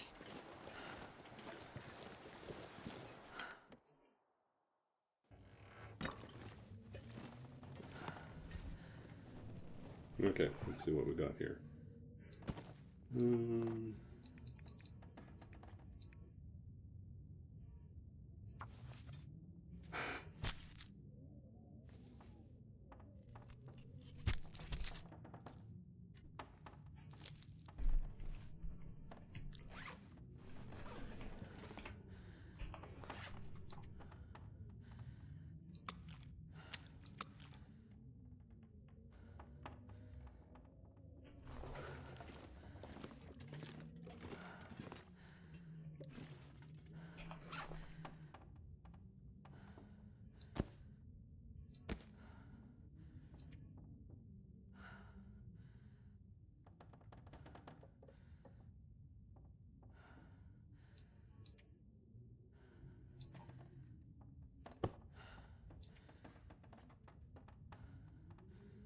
Oh, we need more ptarmigan feathers.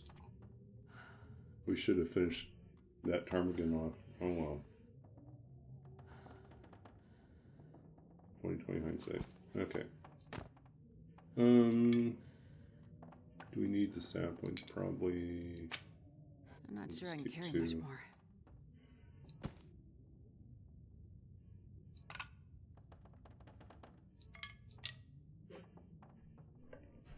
Again? Ba-ba-wak.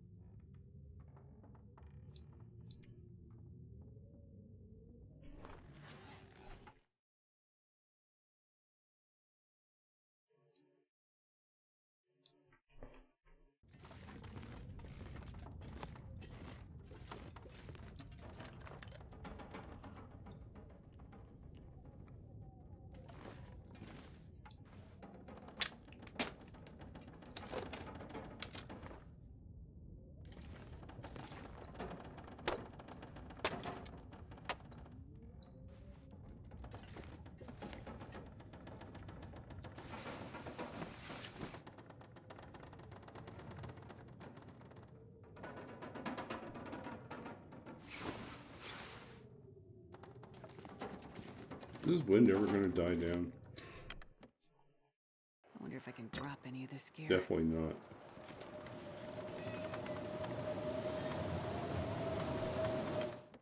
It's just gone full-blown blizzard instead.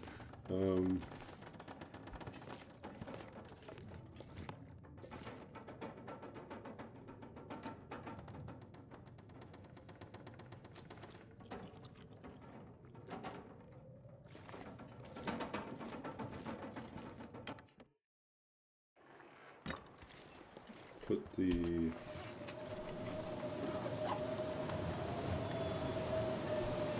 thought I heard a weird noise. These guys here.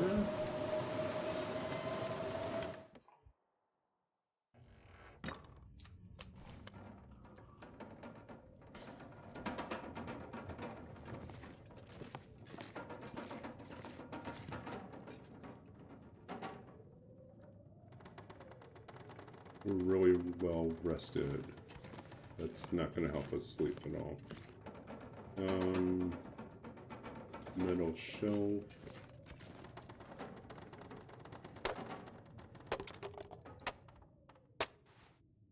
There we go.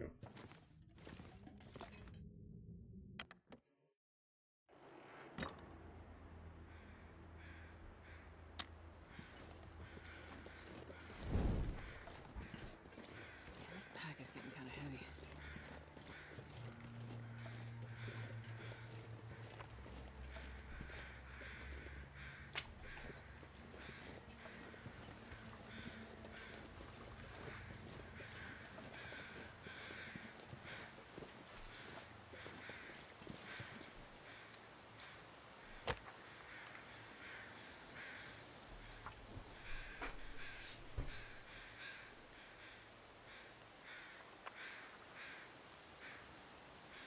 Yeah, I really don't like leaving Keeper's Pass without killing all the wolves.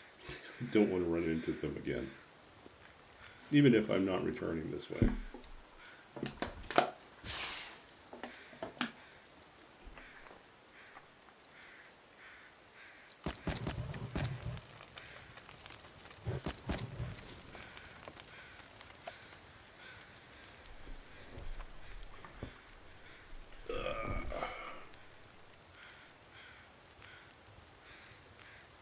Feels like Okay, night is we're coming. warm.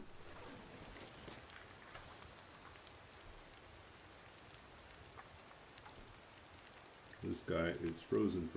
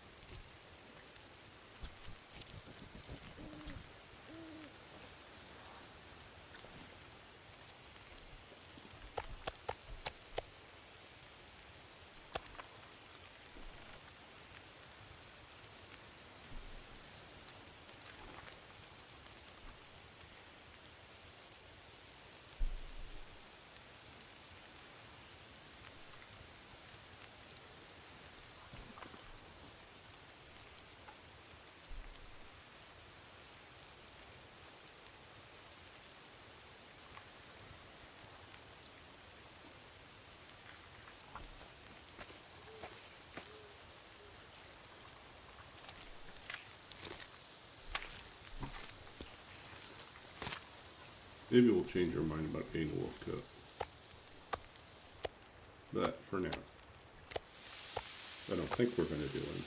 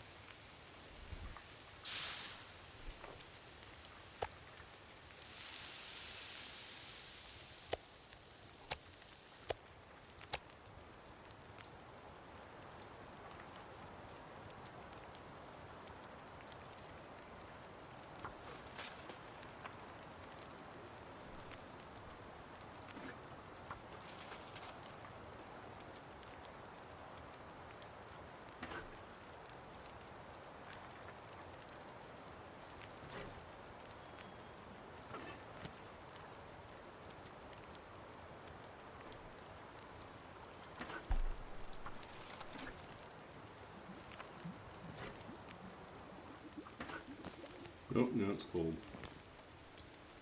I can barely walk with this much gear.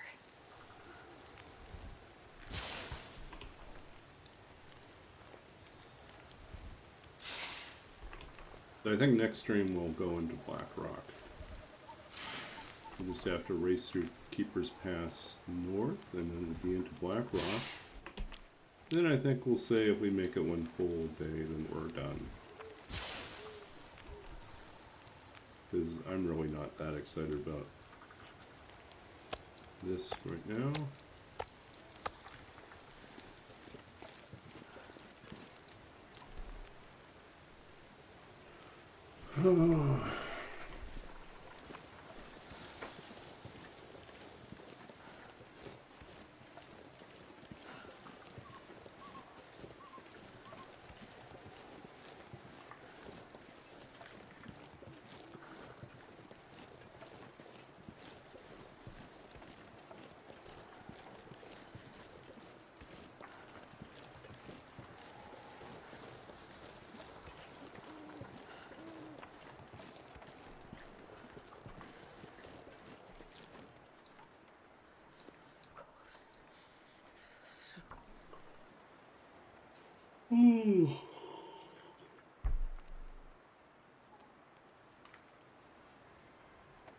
Do I mean the weather?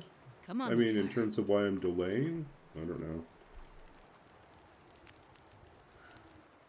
Perfect. This is... I mean, we've killed the wolves now, so it should be safe to travel, but...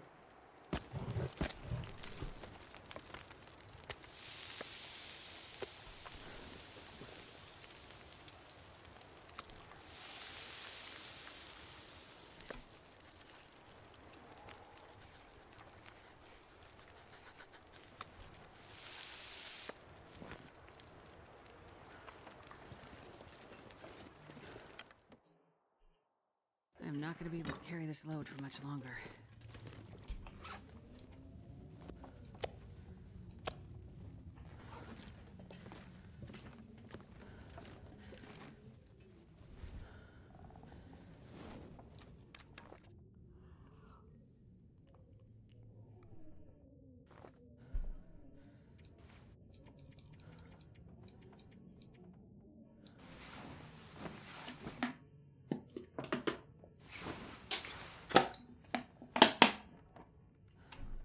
I think I was just saying that next stream I'm going to go into Blackrock. I will cut through Keeper's Pass north, and then head into Blackrock, and we'll wrap up the challenge there, and we'll find something new to do. I'll have until next time to think about what the new challenge is going to be.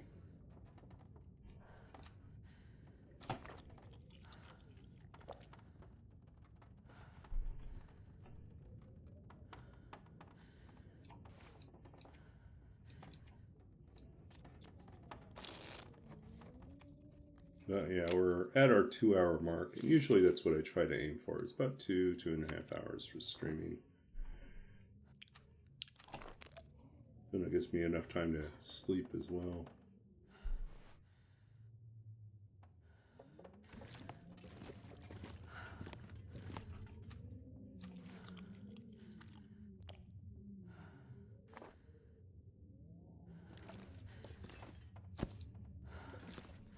Okay, what kind of repairs do we need to do here? These are all fine. These are all fine.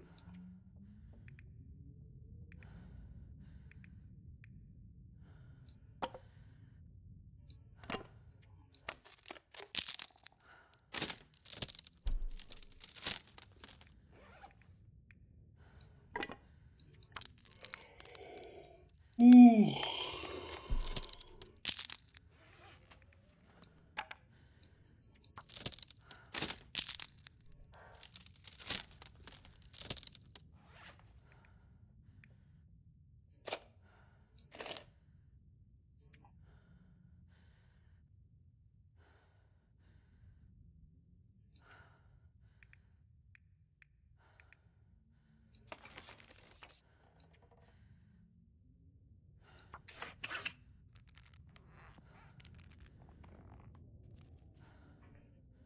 This way it just clears out some of our inventory a little bit simpler.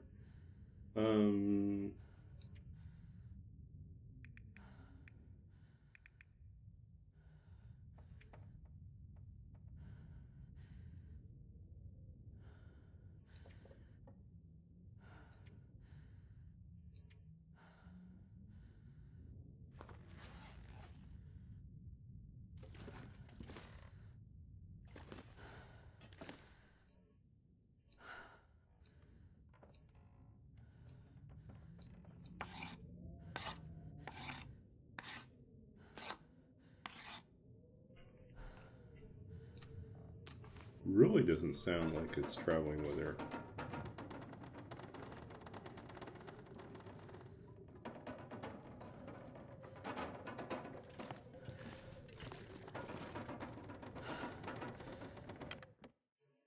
This pack is getting too heavy to carry. Okay. I think this is a good place to stop for the night. We're at 81 days. We are almost at Blackrock.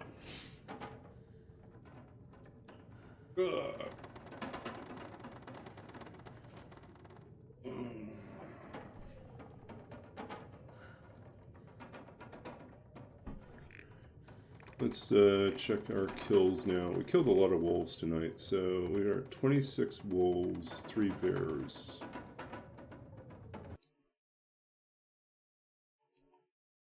We'll read a poem.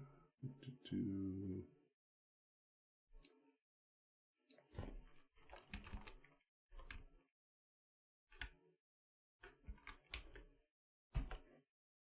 we killed 5 wolves. Wow. Busy. Okay, so yeah, let's figure out what we're going to do next. So we entered, so that's where we save. We're going to read something. Poem, poem, poem, poem, poem, poem, poem, poem, chooser. I choose you. We already did that one. Okay. This is a wild one. Okay, so this is from Babbage's Dream, my second book of poetry, which revolves around the history of computers, artificial intelligence, and most specifically about Charles Babbage, 19th century mathematician who designed, partially built, but never finished what would have been the first computer. He had the idea for a general purpose programmable machine 130 years before 20th century computer scientists would, 20th century engineers and data science people would come up with the idea of making a digital computer. So he was way ahead of his time. But this poem is actually about something a little bit more obscure that shows up in his memoir. And it's an account basically of, so basically this is titled Babbage Backstage at a Performance at Don Giovanni Finds Himself Caught Between Heaven and Hell. So apparently, and I'll give you a little bit of context, apparently Babbage, quintessential engineer as he is, attended the opera one time and saw Don Giovanni, a classic opera. But found himself incredibly bored. And he became really fascinated with thinking about the stage machinery, how different effects were being accomplished. So he wanders backstage, and then he ends up climbing through the rafters, which are called the heavens, and inspecting up there to see how the machinery worked. And then afterwards, he climbs down below, beneath the stage, and then gets himself in trouble. If he wasn't already in trouble. But this is Babbage backstage at a performance of Don Giovanni, finds himself caught between heaven and hell. Bored with the opera, you slip behind the curtains to mingle with the movers, the scenes. You ascend to the rafters, count the vents in the roof, the vast water tanks suspended, ready to drown the house should it erupt in flame. In the dark heavens, you wander the labyrinth of ropes and beams above the stage, a strange configuration of timbers and boards. You descend narrow steps, twist your path down into the pits below. Here, 3 lamps blaze, making the obscure even more incomprehensible, a mad arrangement of teetering tables, each set to rise or fall with whatever transpires above. Now, as the bell chimes, a voice directs you towards a distant light, and you scramble, leaping to the platform rising before you, even as lightning flashes in a make-believe storm. Here, caught between 2 worlds, you are denizen of neither. The devils with forked tails riding with you cannot fathom how you came to be here, nor can you entirely.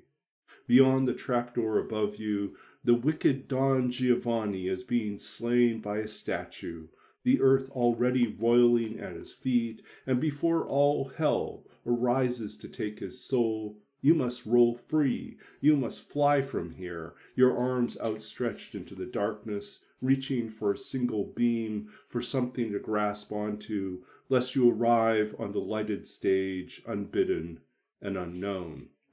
So the end of the story is basically he finds himself down in the pits below the stage, and he's looking at all these different platforms that are just suspended there.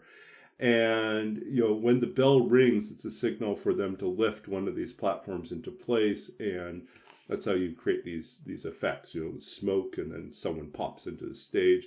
And so he realizes that this is his ticket out of here because he's now completely lost underneath the stage. So he sees a rising platform, he jumps on it, and then realizes he's on the platform with the devils that are coming to take Don Giovanni's soul. And they look at him and say, what are you doing? You're like in your opera suit, it's like you're not supposed to be back here. And so he realizes he's going to be center stage if he doesn't do something. So just at the last possible minute before anyone sees him, he ducks and rolls out of there. Such a bizarre thing. But yeah, it is such a Babbage moment. Babbage. So yeah, for all his work on the difference engine and the analytical engine, which is what he's most known for, he was just such a bizarre, interesting, fascinating character on his own. Just everything else about him. All these different side stories, anecdotes, and weird things in his life make him, deeply fascinating. And someone I enjoyed writing about. So, I think, in many respects, we see ourselves in these weirdos because there's a little bit of us that's in eccentric, driven by something that we really want to achieve. I think for a lot of artists and writers, there's a moment of realization when they come across, these poems or hear me talk about these stories. And they realize, this guy's a mathematician, and yet he is also a romantic. He's also someone who's driven by passion. He's also someone who has faced enormous tragedies throughout his life, and someone who has had to grapple with the fact that his big vision for what he's trying to accomplish will not be accomplished in his lifetime. He's laying the foundation for something that's going to take maybe 100 years. And it was over 100 years before it really came into existence. And yet he could have that vision and pass that vision on to more people. So in the 1930s, when they started working on the first computers, the digital computers, they stumbled across Babbage's writings and realized, hey, he's already addressed a lot of the logical problems, a lot of the logistical problems with how to divide up the labor that a computer needs to do. So the modern division of labor, the way we have a CPU, the way we have registers or short-term memory, and the way that we have long-term storage memory, random access memory, and a lot of the checks and balances to ensure that something is processed correctly. That's actually all Babbage's work, and they kind of looked at it and said, yeah, this works. And Babbage took his ideas from studying factories and said, really, you can do all this complicated labor by breaking it up into small tasks that even like the simplest person can perform. And so you just have to rewrite things in a way that breaks it down to these tiny instructions. And that's basically, how the modern computer works. So, so that's a little behind the scenes there. Okay. Let's see if we can find someone to raid.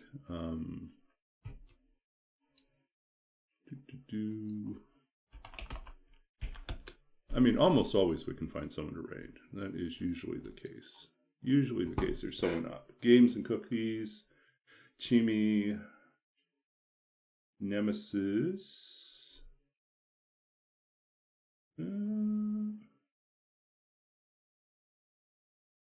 Okay, let's visit Chimi. It's been a while since we visited Chimi. Chimi is doing a new long run. So.